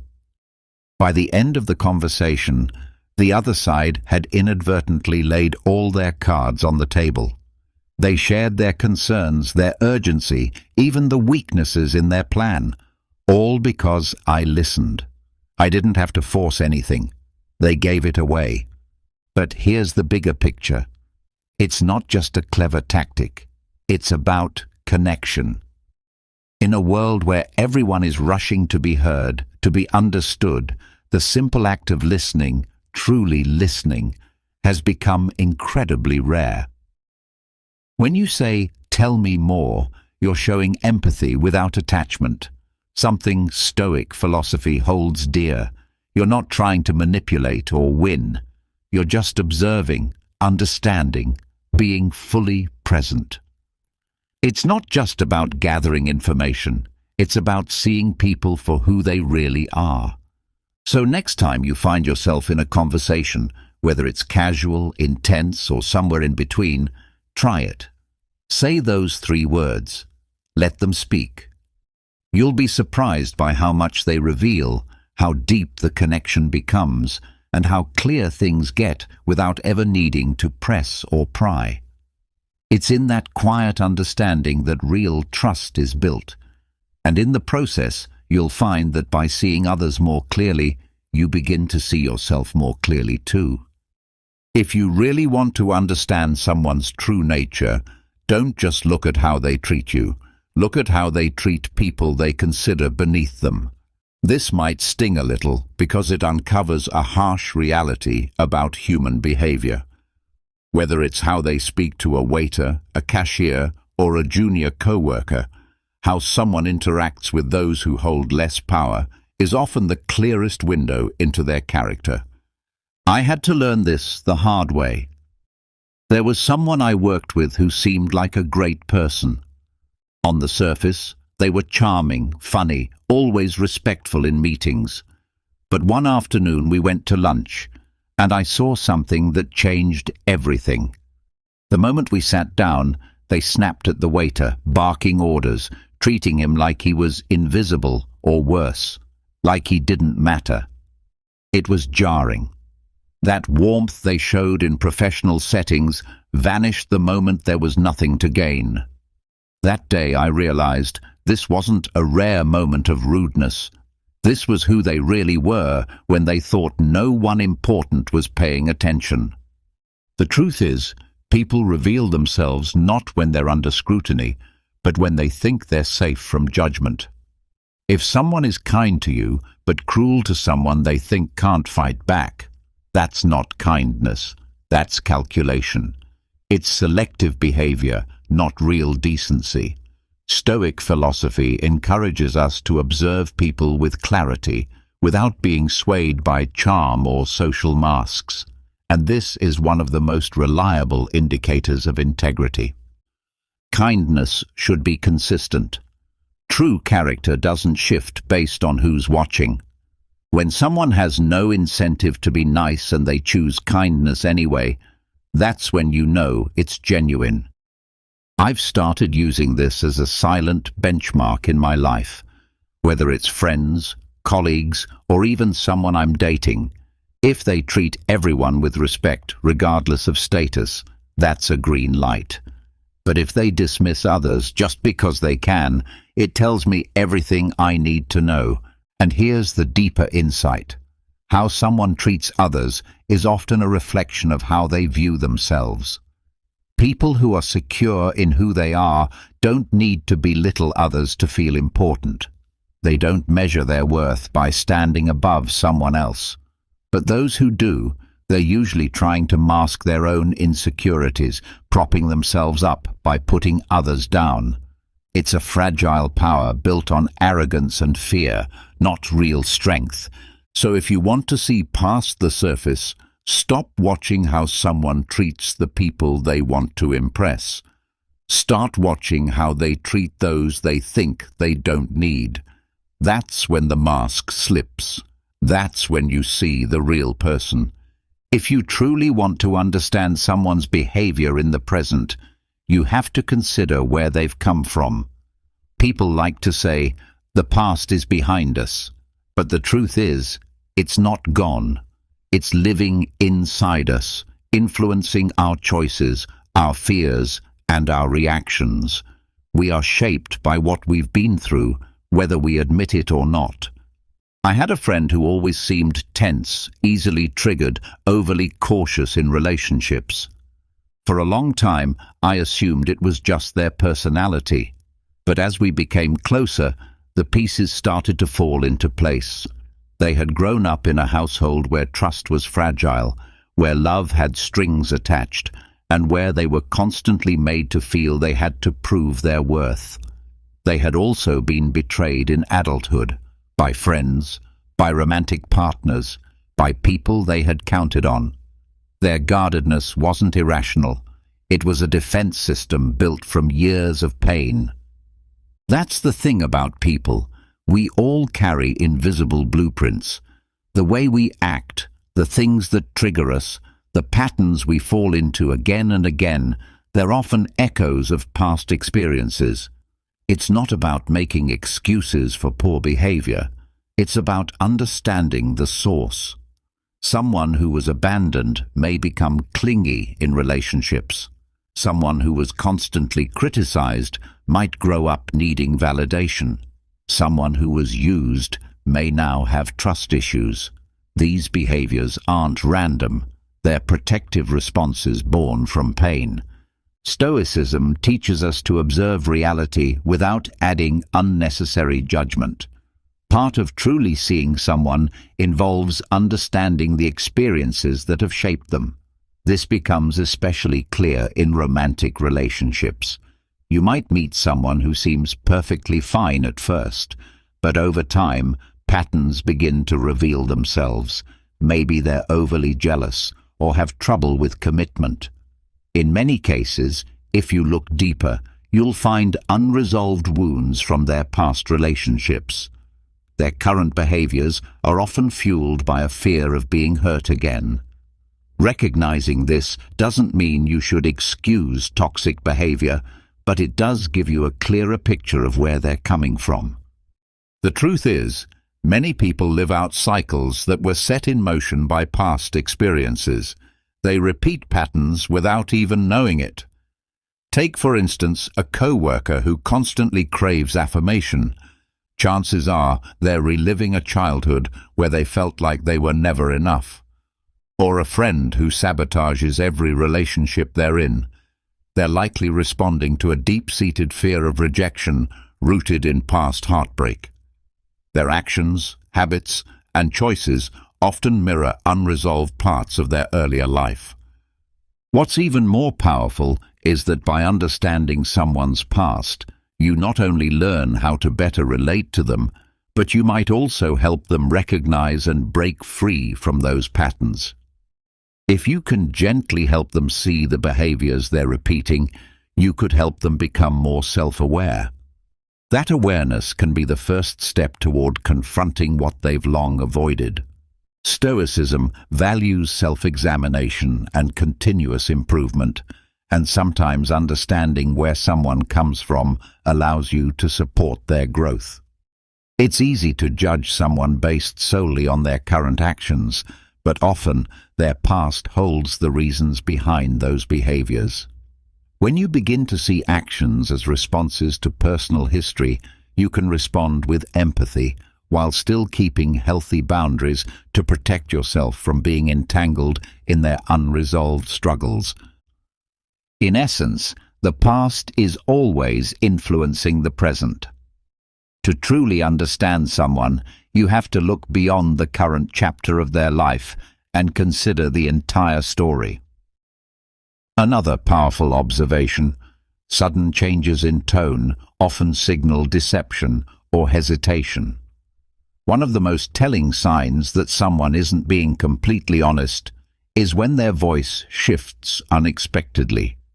People don't usually notice it themselves, but their tone often betrays what's really going on inside.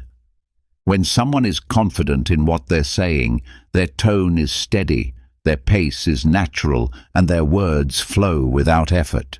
But when they're lying or uncertain, something changes, sometimes subtly, sometimes dramatically. It's as if their subconscious is trying to alert you, hoping you'll notice something's off. I remember a co-worker who was always polished and charming, always seemed to have the right words. But once, while talking about a looming project deadline, his usual confident tone shifted. His voice, usually upbeat and smooth, dropped in pitch, and he began to stumble over his words. Immediately, I knew something wasn't right. Later, it turned out he hadn't worked on the project at all and was trying to cover it up. That change in tone gave him away. This happens because when people lie or feel uncomfortable with what they're saying, their minds and bodies go into conflict. While their brain tries to maintain the lie or hide the truth, their body, especially their voice, often betrays the internal stress. This can come out as a higher pitch, a crack in the voice, or a pause that's just a bit too long. It creates a mismatch between their tone and their words. Think about the last time you caught someone lying. How did their voice sound? Did it suddenly drop? Did they speak faster or slower? Sometimes people overcompensate and sound overly cheerful, like they're trying too hard to seem normal. These subtle shifts are subconscious signs of discomfort. They're not always trying to manipulate you. Often, they're struggling with the lie they're telling themselves. The discomfort of that lie leaks into their voice. Stoicism teaches us to observe without judgment, and this is a great example of how powerful that kind of observation can be. By tuning into the way someone speaks, not just what they say, you can sense what's really going on beneath the surface. It's not always about catching a lie. Sometimes it's about sensing hesitation or uncertainty. I had a friend who was always enthusiastic about plans until I suggested something she didn't actually want to do. Her voice would shift from excited to flat, like a switch had been flipped. That was always my cue she wasn't on board, even if she said she was. You'll notice this in all kinds of situations: relationships, business, casual conversations. 1 minute, someone's animated and friendly. The next, they're evasive or defensive. Their words might not change, but their tone does. When that happens, it's time to listen more closely to how they're saying things rather than just the content. There's a deeper Stoic insight here too. People don't just lie to others, they lie to themselves. When their tone shifts, it often reflects that inner discomfort. They're at odds with themselves, and that tension spills out through their voice. Even in our own lives, we've all said things we didn't fully believe and heard our own voices falter. That hesitation, that wavering tone, it's the sound of inner doubt. This is why Stoicism stresses the importance of aligning thoughts, words, and actions. When those three don't match, the imbalance becomes evident, often in ways we don't even realize. So the next time you're in a conversation and notice an unexpected shift in someone's voice, maybe their energy drops, their pitch changes, or there's an awkward pause, don't dismiss it. Ask yourself, what might they be holding back? What are they unsure about? It doesn't always mean they're lying, but it often means they're not being completely honest, perhaps not even with themselves. If you pay attention, their voice will tell you more than their words ever could. And then there's this powerful truth. The most honest moments happen when people think no one is watching. If you really want to understand who someone is at their core, watch how they behave when they believe they're alone. In those moments, people drop the mask they wear for society, the persona they've carefully crafted to gain approval or avoid conflict, and their true nature emerges. It's a difficult truth, because we all like to believe we're the same person in private as we are in public. But often, people act very differently when the spotlight isn't on them. I once worked with a manager who seemed like the model of professionalism. She was courteous, calm, and respectful when the bosses were around.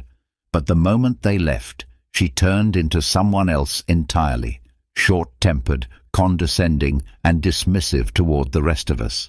It was a jarring shift, and it taught me something important. The version of someone you see when they believe they're being watched isn't necessarily their true self. When people feel they're in the spotlight, they become highly aware of how they're being perceived. They act in ways they think will earn them praise or keep them out of trouble. But once they believe no one's watching, the filters come off. You see their true character in how they treat those who can't benefit them, in how they behave when there's no accountability. These small, quiet moments, when they think no one is paying attention, are where their real values show. This principle is just as relevant in personal relationships. At the start of a romance, people are usually on their best behavior, working to impress each other. But if you want to see who someone really is, observe them during unguarded moments, when they're not trying to impress. How do they treat the waiter at dinner? How do they act when they're frustrated, or when they think you're not watching? Do they still show kindness, patience, and respect? Or does their mask slip and reveal something different? I've seen it happen at parties too. Someone might be the center of attention, charming, funny, full of life, but as soon as they think no one's looking, they turn cold or dismissive. Their true self isn't in the spotlight, it's in the shadows. From a Stoic perspective, this makes perfect sense. Stoicism encourages us to observe life and people as they are, without judgment. By paying attention to how someone behaves when they think no one is watching, you gain a much deeper understanding of who they really are. These unguarded moments offer clarity that no performance ever could. Stoicism reminds us that real virtue is not defined by how we act when we're being observed, but by how we behave when no one is there to witness it. The individual who continues to show kindness, patience, and respect without expecting recognition, this is someone who truly embodies Stoic principles. But let's be honest, not everyone operates this way. Many people draw a line between their public persona and their private self. In public, they put on a mask that reflects who they think they should be, often shaped by what they believe will gain approval or status. But in private, their more unpleasant tendencies come to the surface. I once worked with a colleague who seemed like the embodiment of supportiveness and warmth during meetings. He always had an encouraging word, always went the extra mile to appear helpful. But when we were alone, his demeanor would flip entirely. He became curt, dismissive, and showed zero interest in offering support unless there was something in it for him. That contrast revealed that his kindness in public was nothing more than an act. The truth is, people's most honest behaviors appear not when they're in the spotlight, but in those hidden, unguarded moments. Whether they're extending genuine kindness or expressing cruelty, what they do when no one's watching speaks volumes about who they really are. This is the space where true understanding happens. Because if someone can only show goodness when they're being observed, then that goodness is not genuine. It's just a performance. And here's the deeper Stoic insight. Your true character is defined by what you do when no one is watching. That's where integrity lives. As Stoicism teaches, our goal should be to live in alignment with our values at all times, regardless of the setting or the audience. Whether we're surrounded by people or standing alone, our behavior should reflect the same inner principles. A Stoic's actions remain steady because they aren't dependent on external validation. They're rooted in an internal commitment to virtue. When you learn to observe others during their private, unfiltered moments, you gain a deeper understanding of who they are. But more than that, you're reminded of the importance of being consistent yourself. To be authentic, even when there's no one there to praise or reward you. So, if you really want to understand a person, don't get distracted by the show they put on for the world. Instead, pay attention to what they do when the stage is empty. That's where the truth hides. If you want to uncover what truly matters to someone, pay attention to how they react emotionally. Emotional responses are unfiltered expressions of a person's inner world. They act as transparent windows into the values, priorities, and deep-seated beliefs that shape their behavior. This idea may seem unsettling to some because we like to believe we're in control of our feelings, that we can mask what we care about. But the reality is, when someone reacts strongly, whether it's through anger, enthusiasm, or nervousness, it usually reveals something that's deeply significant to them. I remember a situation at work where a generally calm and collected colleague suddenly exploded during what should have been a routine meeting.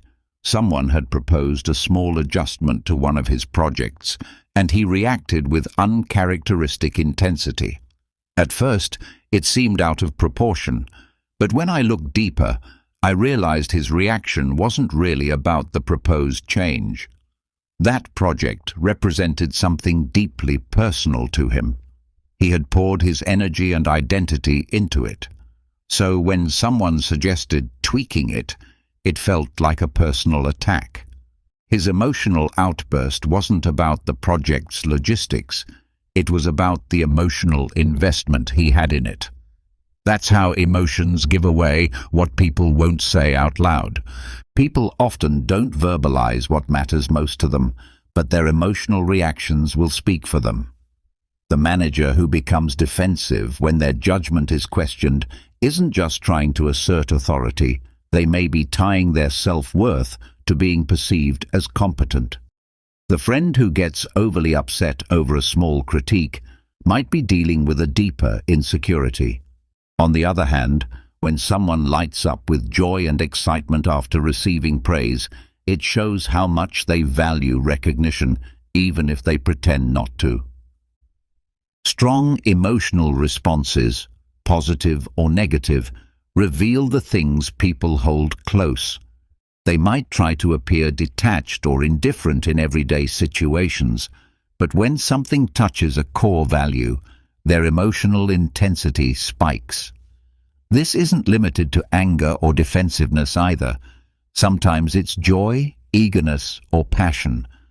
Like when someone talks about a hobby or side project with visible excitement, it tells you that it holds a special place in their heart, even if they downplay its significance in words. This principle becomes even more powerful in personal relationships. If your partner gets upset when plans are cancelled, it might not just be about the change. It could reflect how important quality time is to them. If they become animated when discussing a future getaway or a shared dream, it's a sign that shared experiences are one of their top priorities. Emotions are always tied to values. By observing how someone reacts emotionally, you gain a silent but powerful map to their inner world. You don't need them to explain it to you. Their reactions tell you everything. For example, if you point out someone's repeated lateness and they immediately get flustered or angry, that response might be about more than just the observation. It could be that reliability or being seen as dependable is a core part of their identity. They're not just reacting to the comment, they're reacting to a perceived threat to who they believe themselves to be. Stoicism encourages us to observe behavior with calm objectivity, and emotional reactions are some of the most revealing aspects of that behavior. When emotions flare up, it's usually because something valuable is at stake. You can use this insight not only to understand others better, but to approach delicate conversations with more awareness and compassion. If you know what stirs strong emotions in someone, you can speak to them in ways that are more thoughtful and less triggering, ultimately strengthening the relationship. But here's the more personal Stoic lesson. Your emotions tell on you too. When you find yourself having an intense reaction, pause and ask why. Is it because the situation touches on something you truly value, or is your ego just getting in the way? Are you angry because someone questioned your integrity, or because your image is being challenged? Stoicism invites you to reflect on these moments. When you understand your own emotional patterns, you gain the power to navigate them more wisely. You learn to distinguish between what truly matters and what's just pride or fear. Reading people isn't a superpower. It's simply a skill built on careful observation. Body language, emotional responses, the subtle shifts in tone, all of these are silent but honest expressions of someone's inner truth. Stoicism helps you develop the kind of clarity that sees past the surface and into the heart of what really drives people. But the goal of this insight isn't manipulation, it's wisdom. It's the ability to understand others more deeply, and in doing so, better understand yourself. The more you pay attention to how people move through life, their triggers, joys, fears, and reactions, the more you begin to recognize your own. And in that awareness, you grow. You become more grounded, more empathetic, and more capable of living a life aligned with your values. That's the real gift of observing without judgment. Not just clarity in your relationships, but true growth within yourself. Silence is often misunderstood as a sign of weakness, but in reality, it is a powerful indicator of strength and control. You've probably heard the saying, "Actions speak louder than words." Silence is not for the weak.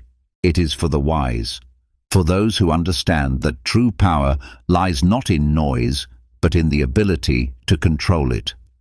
In this video, I'm going to share 7 powerful benefits of silence that will change the way you think about it. By the end of this video, you'll understand how silence can become your key to building better relationships, improving your health, and living a fuller life. We will explore how silence can improve your observational skills, help you achieve emotional control, save your energy, enhance your decision-making, establish authority, prevent unnecessary conflicts, and earn you more respect. So, stay tuned, because this video may offer you a fresh perspective that could significantly transform your life for the better. But before we dive in, make sure to subscribe to our channel, give us a like, and share this wisdom with your friends, because wisdom is meant to be shared. Now, let's begin this journey together and explore the 7 powerful benefits of silence. Are you ready? Let's get started. The first benefit is that silence sharpens your ability to observe. Imagine how silence can turn you into an incredibly focused observer, helping you notice the small details that would otherwise slip by unnoticed. It's like having the keen eye of an eagle, able to pick up the tiniest nuances and the most important details in any situation. Silence is your secret weapon for honing your focus and sharpening your observation skills. Just as a magnifying glass brings small objects into clear view, silence brings the critical aspects of any situation into sharp focus. The ancient Stoic philosophers recognized the immense power of silence. They understood that wisdom flourishes in quiet contemplation. Seneca, one of the great Stoic thinkers, once said, "Silence is a fence around wisdom." He was emphasizing that silence nurtures and guards the wisdom that emerges through careful observation and understanding. In our daily lives, we often miss crucial details, whether it's in a meeting where we overlook vital information or during a conversation where we're not truly listening. These missed moments can lead to misunderstandings, mistakes, and lost opportunities. The solution? The power of silence. Embrace silence, and you will witness your observation skills and focus improve like never before. Think of silence as your personal magnifying glass, helping you intensify your ability to pay attention. This translates into becoming an exceptional observer, able to spot even the most subtle details and important information that others might overlook. By practicing silence, you can become a master of focus and observation, making the world around you clearer and more precise than you've ever experienced before. The second benefit is emotional control. Silence is the key to mastering your emotions and maintaining balance in your reactions. It's not just a magical tool, it's a powerful weapon that empowers you to stay calm and think before reacting. Imagine being in the middle of a heated discussion.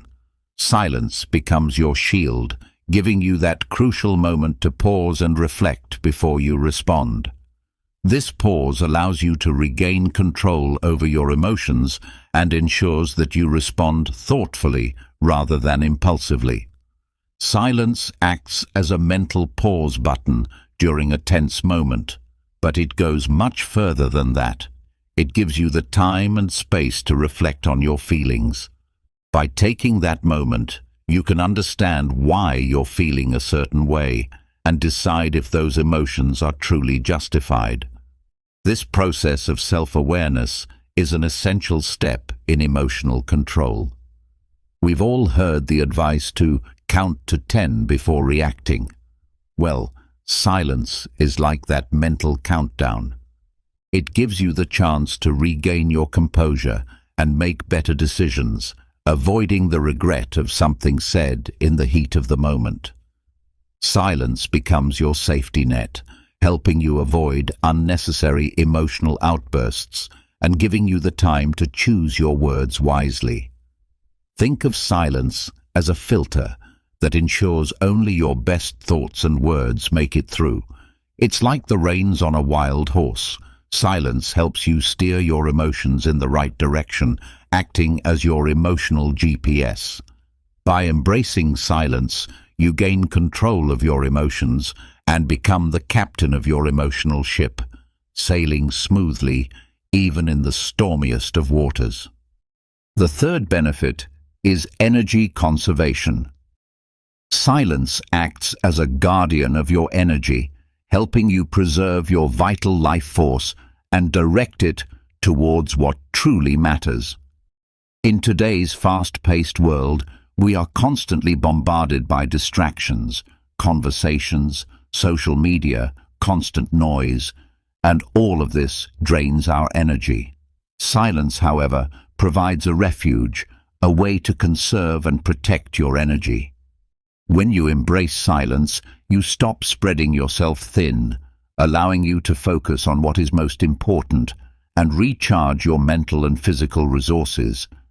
Instead of letting external noise deplete you, silence becomes a tool for maintaining your inner calm and energy.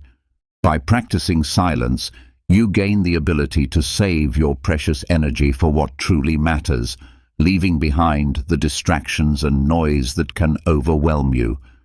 Silence acts as a protective shield, guarding your precious energy like a fortress that keeps out any unwanted invaders.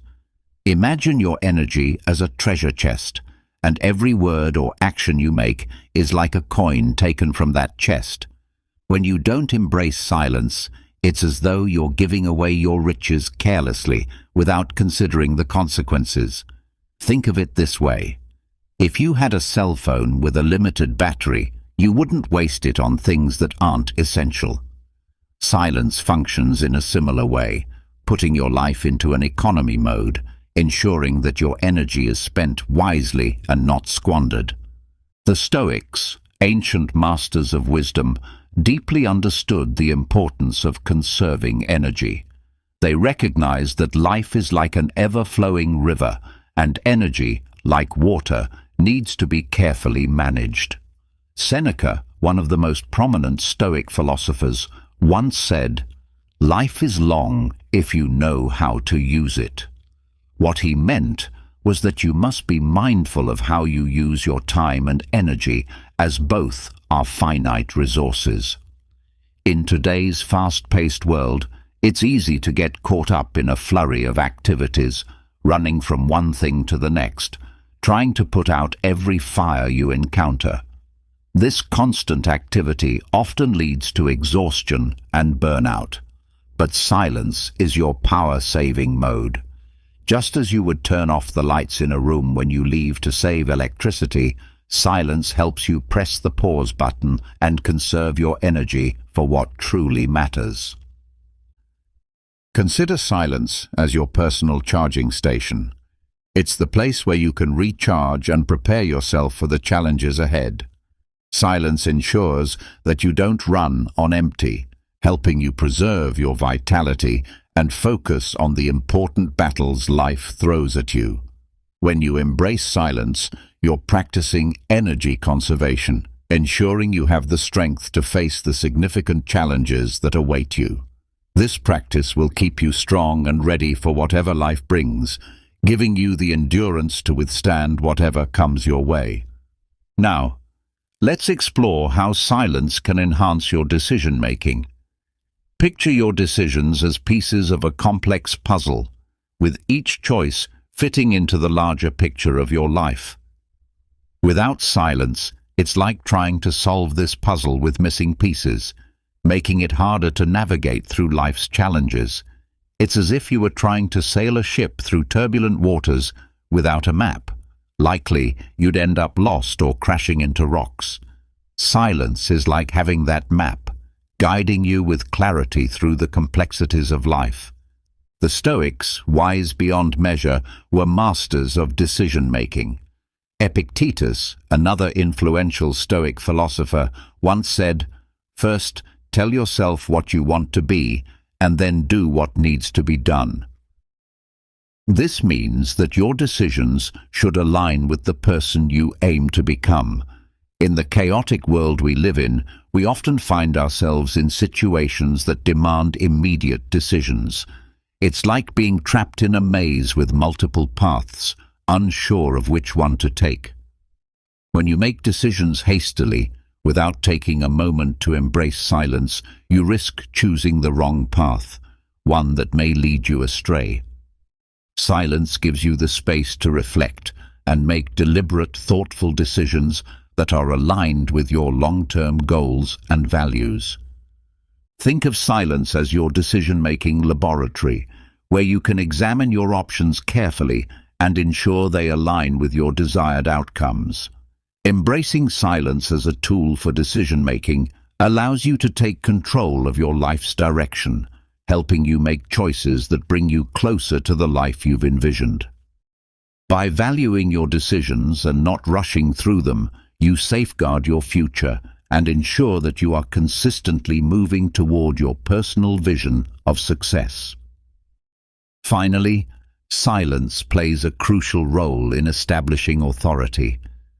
When you maintain silence, it becomes a symbol of power, a scepter that represents your domain and influence. Just as a king's scepter signifies his reign, silence acts as your royal emblem, symbolizing your presence and command. Imagine yourself as a leader of a team. When you speak, people listen, not out of fear, but out of respect for your wisdom and authority. Silence gives you a real, undeniable presence that commands respect. It's not about dominating others through words or force, but about cultivating an aura of quiet strength that others naturally respect. Your silence becomes your most powerful tool for establishing authority in any situation, allowing you to lead with grace, wisdom, and unspoken influence. Silence is a powerful tool that can command attention and respect from those around you. Think of it as a sign of genuine authority. When you remain silent, your presence speaks volumes and demands the attention of others.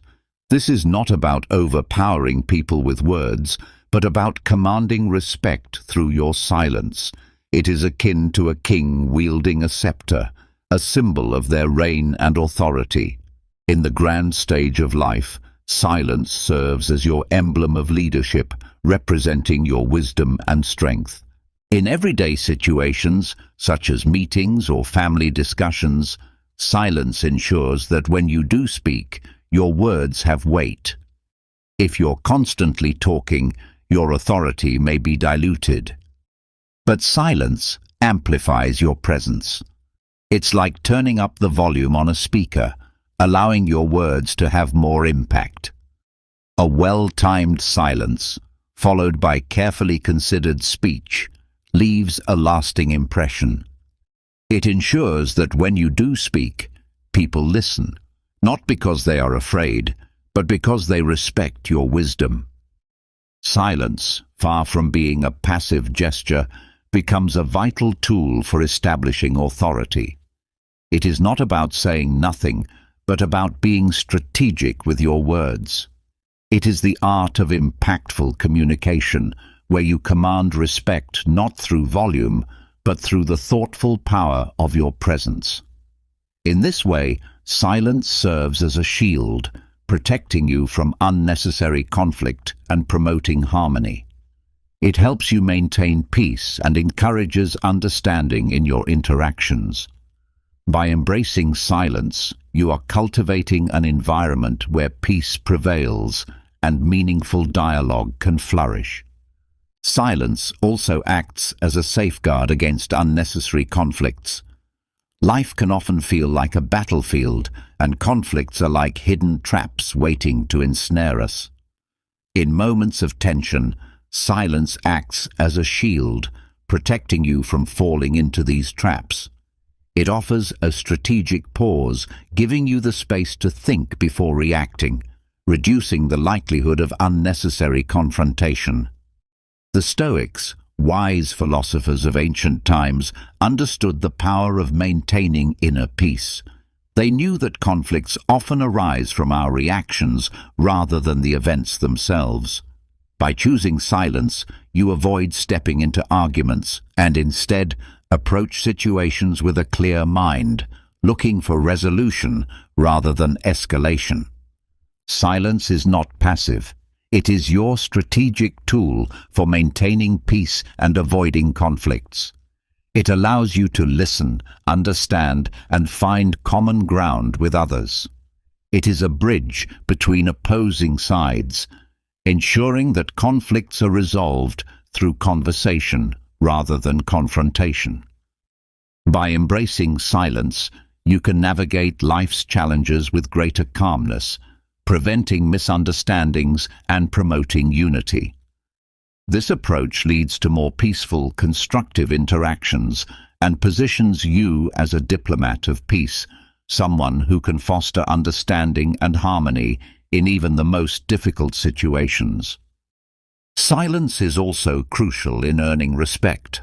It is a means of showing who you are, rather than simply telling others.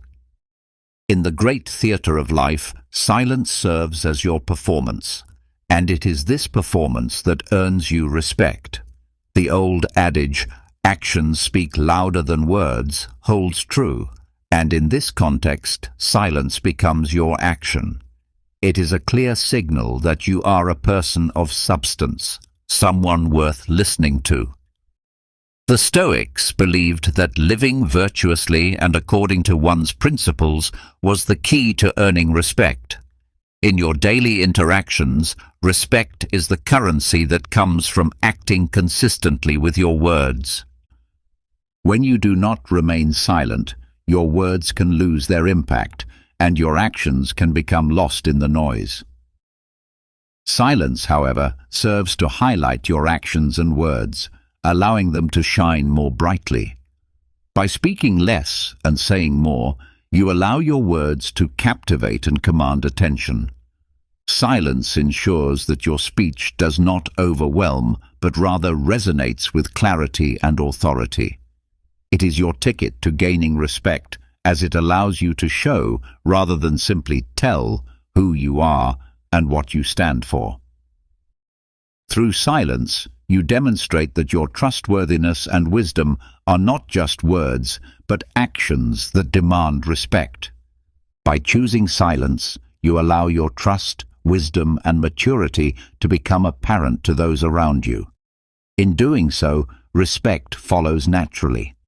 Silence is not about retreating into the background. Rather, it is about standing out in a way that commands the respect you truly deserve. When you embrace silence as a tool, you turn your actions into a powerful reflection of your character and principles.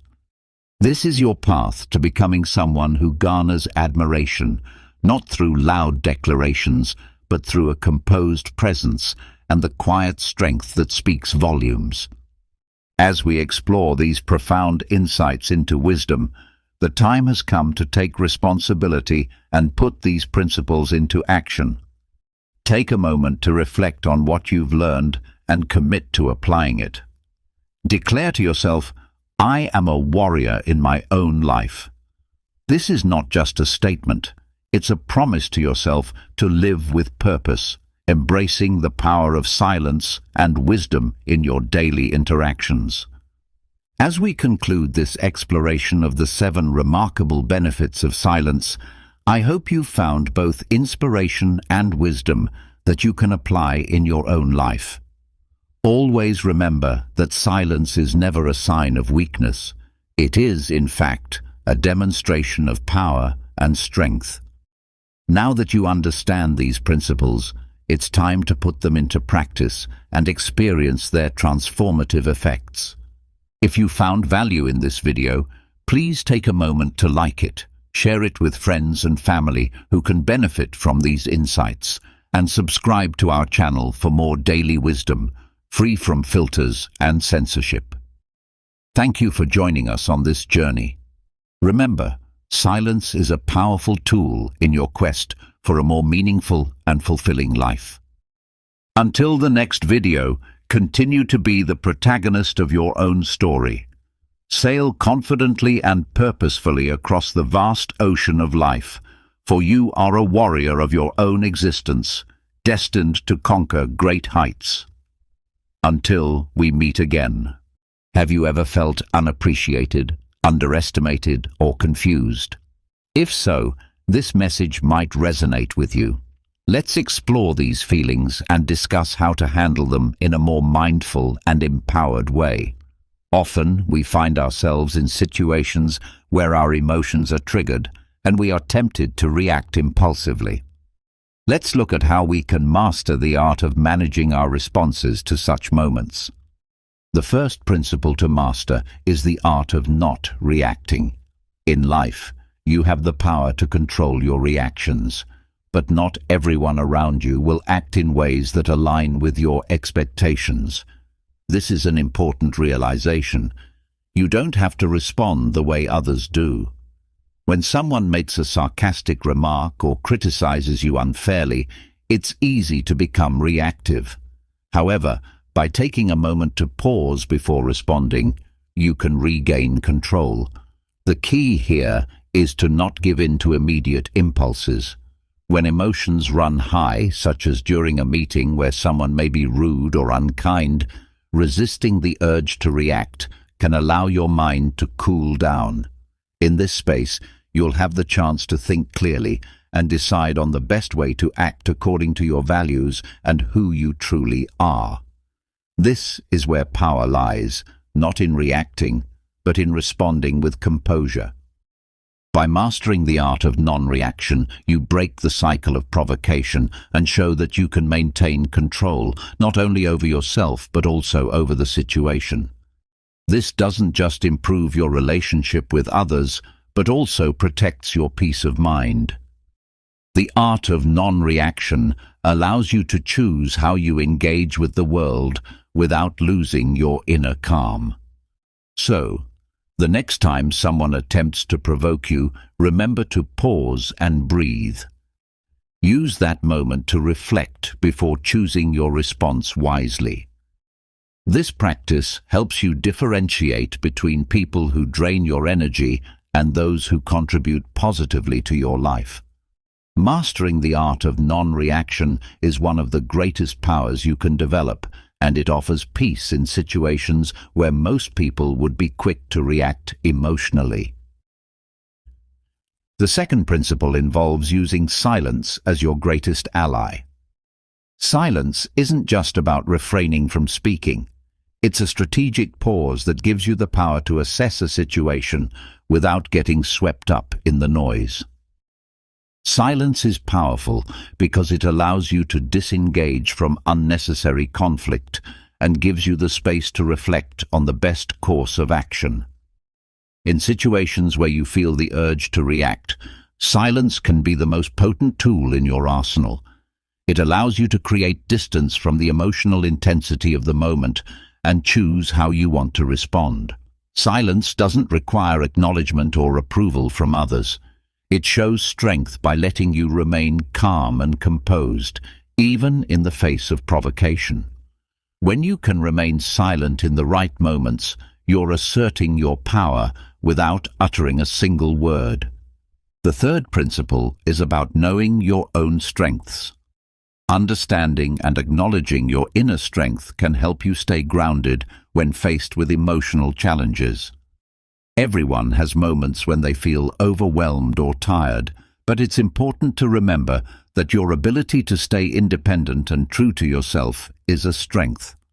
Stoicism teaches us that independence is not about avoiding relationships or responsibilities, but about not being controlled by external expectations or demands.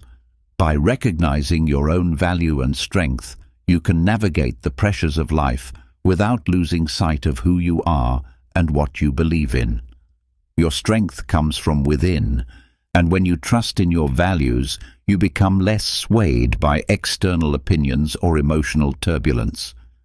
Incorporating these principles into your life helps you create a strong foundation for dealing with difficult situations.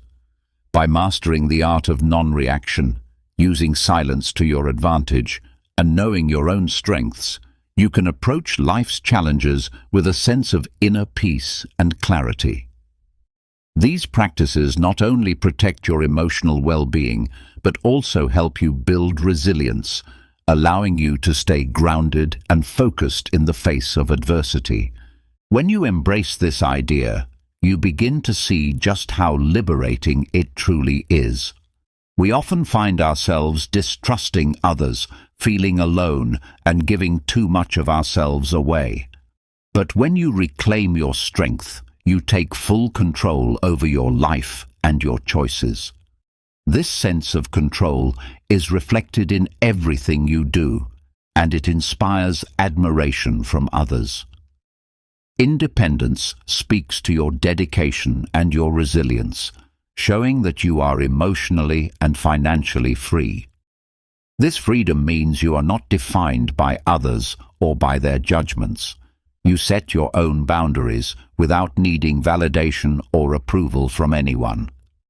Independence also acts as a shield against manipulation.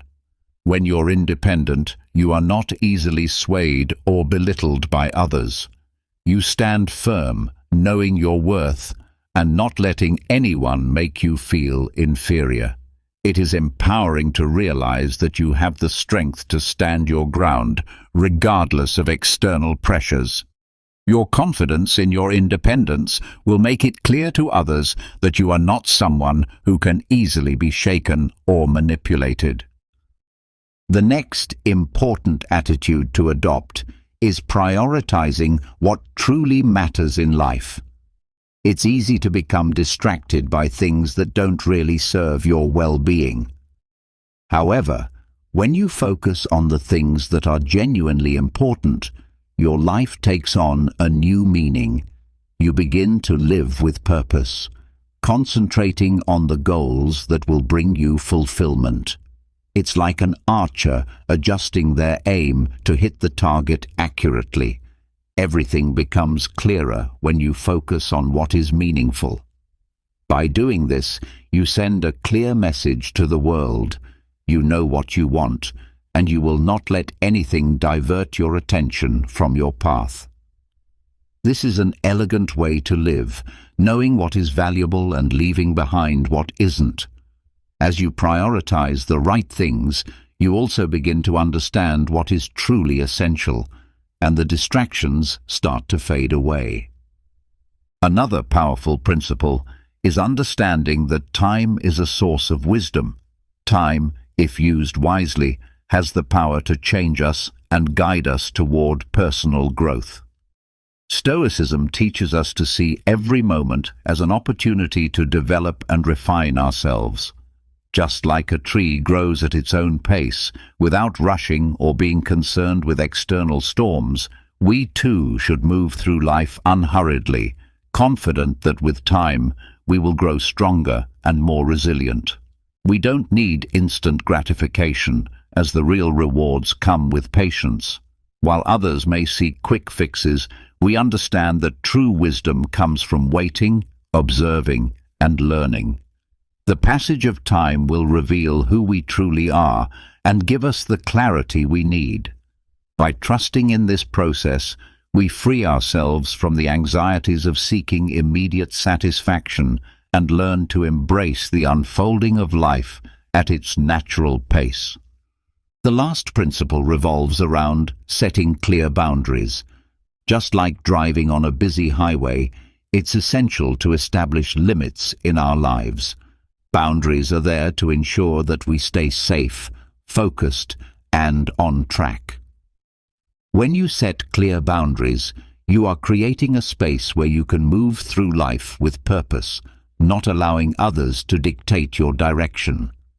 These boundaries serve as traffic rules for your life, guiding you away from distractions and ensuring that you remain focused on what truly matters. By respecting your own limits, you create a safer, more secure environment for yourself, one where you are free to navigate the complexities of life with confidence and clarity. People often create their own environment, and through this, they can make safe and meaningful choices in their lives. When you develop yourself, you gain the ability to decide what you value and what you want to express. It's important to recognize that the rules and boundaries you create in your life shape the environment around you. These rules are not just theoretical, they are practical frameworks that guide your decisions and your actions, reflecting your growth and your personal choices. The seventh attitude we must discuss is brutal honesty, which is one of the greatest virtues and transformational tools in Stoicism. Honesty is not merely about telling the truth. It's about embracing a direct and frank approach, free from pretensions.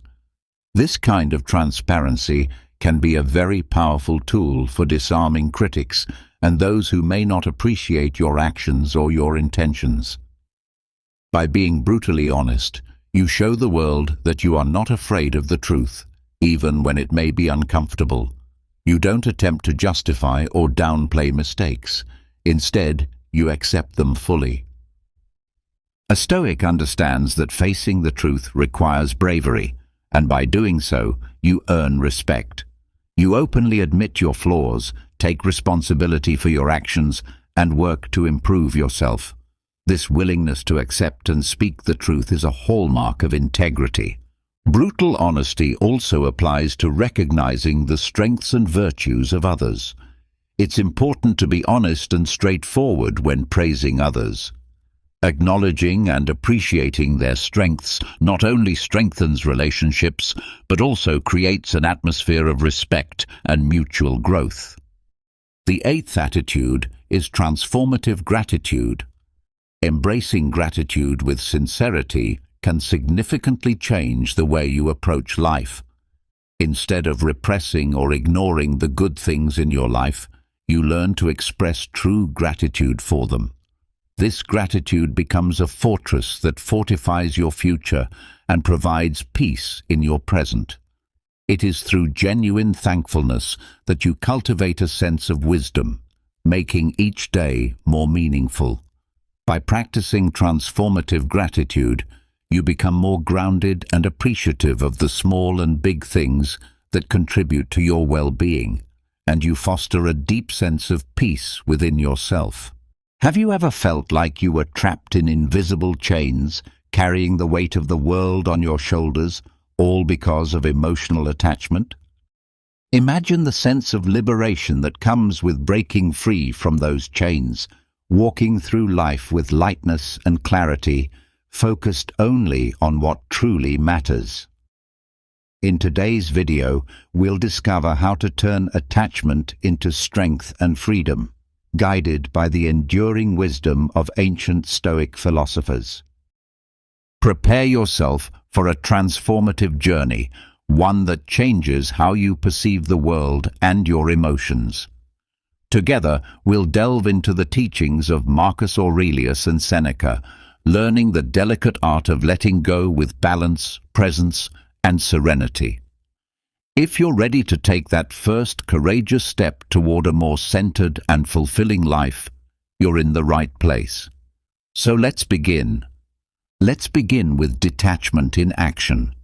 Real detachment starts not in theory, but in practice. To truly let go of past experiences, you must be genuinely willing to release them. That includes past relationships that still take up space in your heart and mind. It's like holding tightly to a rope until your hands ache, yet you're afraid to loosen your grip because you're unsure of what lies on the other side. But here's the truth. Letting go doesn't always mean falling. Sometimes it means your hands are finally free to reach for something far better. I learned this the hard way when I clung to a comfortable relationship simply because it felt safe. What I didn't realize at the time was that my attachment was closing doors to the greater joy and fulfillment that was already knocking. Here's another truth worth remembering. The fear of missing out is a trap. It's like scrolling through everyone else's highlight reels on social media, convincing yourself that you're missing out on life. But that's not real life. It's a carefully edited version designed to show perfect moments. The moment you stop obsessively watching other people's stories and start fully living your own, the fear of missing out begins to lose its grip. You don't need to know every detail of someone else's life to feel fulfilled. Being present in your own life and creating moments that matter to you, those are the things that truly count. The attachment to a false image of happiness can make detachment seem almost impossible. When you constantly compare yourself to others who appear to be living their best lives, it can feel like you're falling behind or that you'll never achieve what they have. But remember this, the grass only seems greener from a distance. That illusion of perfection in someone else's life can steal the joy from your own. It's like running endlessly on a treadmill, chasing a hologram. No matter how fast you go, you'll never reach it, because it isn't real. Detachment doesn't mean you're giving up on happiness. It means you're redefining what happiness means to you. To emotionally detach, embrace the Stoic principle of focusing only on what is within your control, your thoughts, your actions, and your personal growth.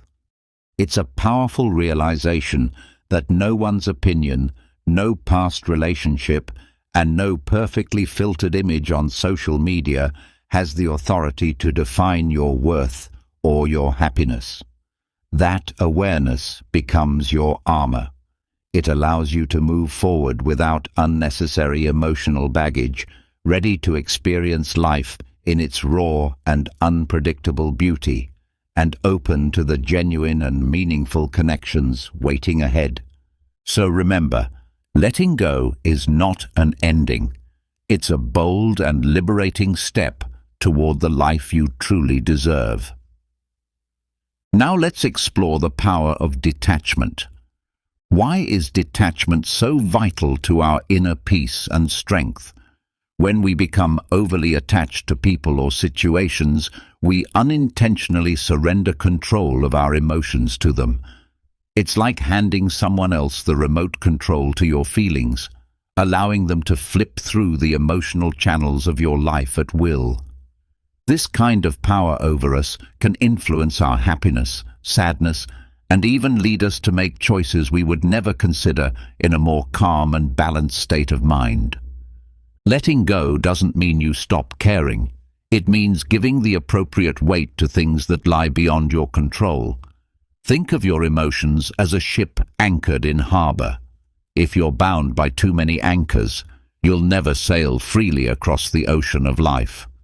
But the moment you begin lifting those anchors, one by one, you open yourself to new adventures, possibilities, and horizons.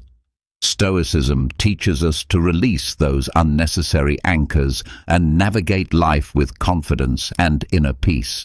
Let's be practical. Begin by identifying who or what you are overly attached to. Then ask yourself why. Are you seeking validation? Are you afraid of being alone? Or is it something deeper? Understanding the root of your attachment is the first step in regaining control of your life and emotions. Now start investing your energy in activities that bring you true purpose and fulfillment. Practice gratitude. Reflect on your priorities. Meditate on what really matters. Always remember that true growth comes from within. When you focus on your own development and inner well-being, the need for external approval naturally starts to fade. Detachment allows you to truly value your own progress and to find joy in your personal journey. Achievements begin to feel more fulfilling when we learn to find joy in the small, quiet moments. Over time, this mindset builds resilience, enabling us to face life's challenges with calm and confidence. Trusting in this journey of emotional detachment is not a one-time decision. It's an ongoing process. But with each emotional anchor we release, we move a step closer to freedom. Freedom from emotional dependence and toward true inner peace. Navigate the vast ocean of life with courage, knowing that you hold the power to shape your own destiny. Understanding attachment is crucial. When we become deeply attached to something, it's often our ego that's leading the way. At our core, however, we are beings made of love. Think about a newborn baby, pure, joyful, and untainted by the complexities of ego. But as we grow older, the ego begins to assert itself, filling our lives with attachments. These attachments, whether to people, outcomes, or ideals, can blur our judgment and pull us away from our essence, which is rooted in love. It's important to remember that attachment is an ego-driven game, the very opposite of love and inner wholeness. When we step back and look at our desires and relationships through this lens, we start to recognize the unnecessary weight they carry. Now picture a life lived from a space of love rather than ego, a life where you are not desperately clinging to outcomes, to people, or to a sense of status. Living from love allows you to believe in abundance. It helps you trust that what is meant for you will naturally make its way into your life. This isn't about wishful thinking. It's about having a deep-rooted belief in your own worth and abilities. This belief gives you the strength to let go, to see attachments for what they are, anchors that limit your potential and keep you from fully exploring the vastness of who you truly are. Begin by recognizing these anchors. See that the fear keeping you tied to them often stems from your ego's craving for safety and external validation. Then shift your perspective. Understand that your worth is not connected to any specific attachment. At your core, you are enough. This realization doesn't happen instantly. It requires ongoing effort, a conscious and deliberate practice of choosing inner peace over the need for approval. Embrace the idea of abundance. When you release the fear of losing something or someone, the universe has a way of filling your life with even greater gifts than those you let go of. Detachment does not mean that you stop caring. It means that you understand on a deeper level. It means staying true to your essence and allowing love, not fear, to guide you. The path to detachment is one of transformation. It's about peeling away the ego to uncover the resilient, loving soul that exists within. It's about moving through life with lightness, free from the emotional burdens of attachment and ready to welcome new blessings with open arms and an open heart. The illusion of the ego is powerful. Often, our ego convinces us that we're not enough or that others have something we lack. It leads us to believe the grass is greener on the other side, causing us to become emotionally dependent on others in our search for validation. This illusion can push us to idolize others, placing them on pedestals as if they possess something magical or unattainable. Yet in life's most honest moments, we are reminded that no one has a golden ticket. We are all equally vulnerable and human.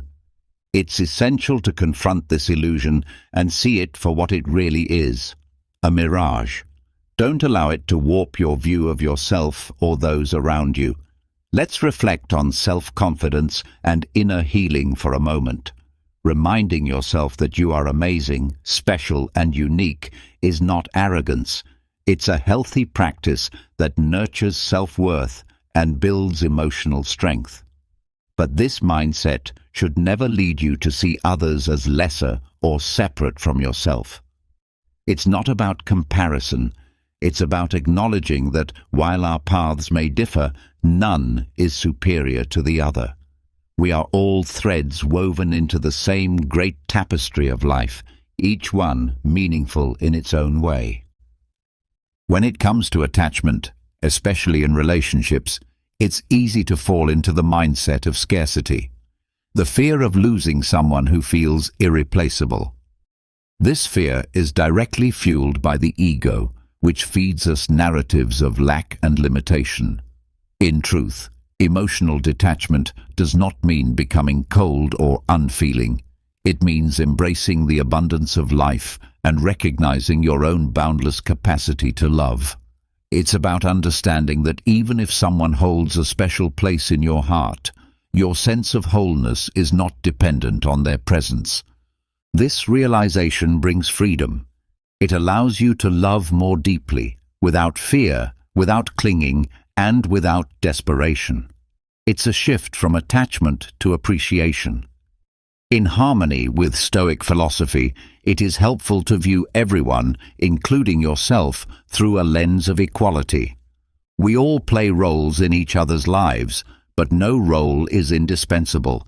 Just as others impact our journey, we too contribute to theirs. But in the end, no one person holds the key to our inner peace. When we internalize this truth, we develop a deeper emotional strength, one that equips us to face life's uncertainties with grace. The Stoics taught us to focus on what lies within our control, our thoughts, our actions, and our will. By applying this mindset to our relationships and our attachments, we discover a path that leads to true peace and unwavering resilience.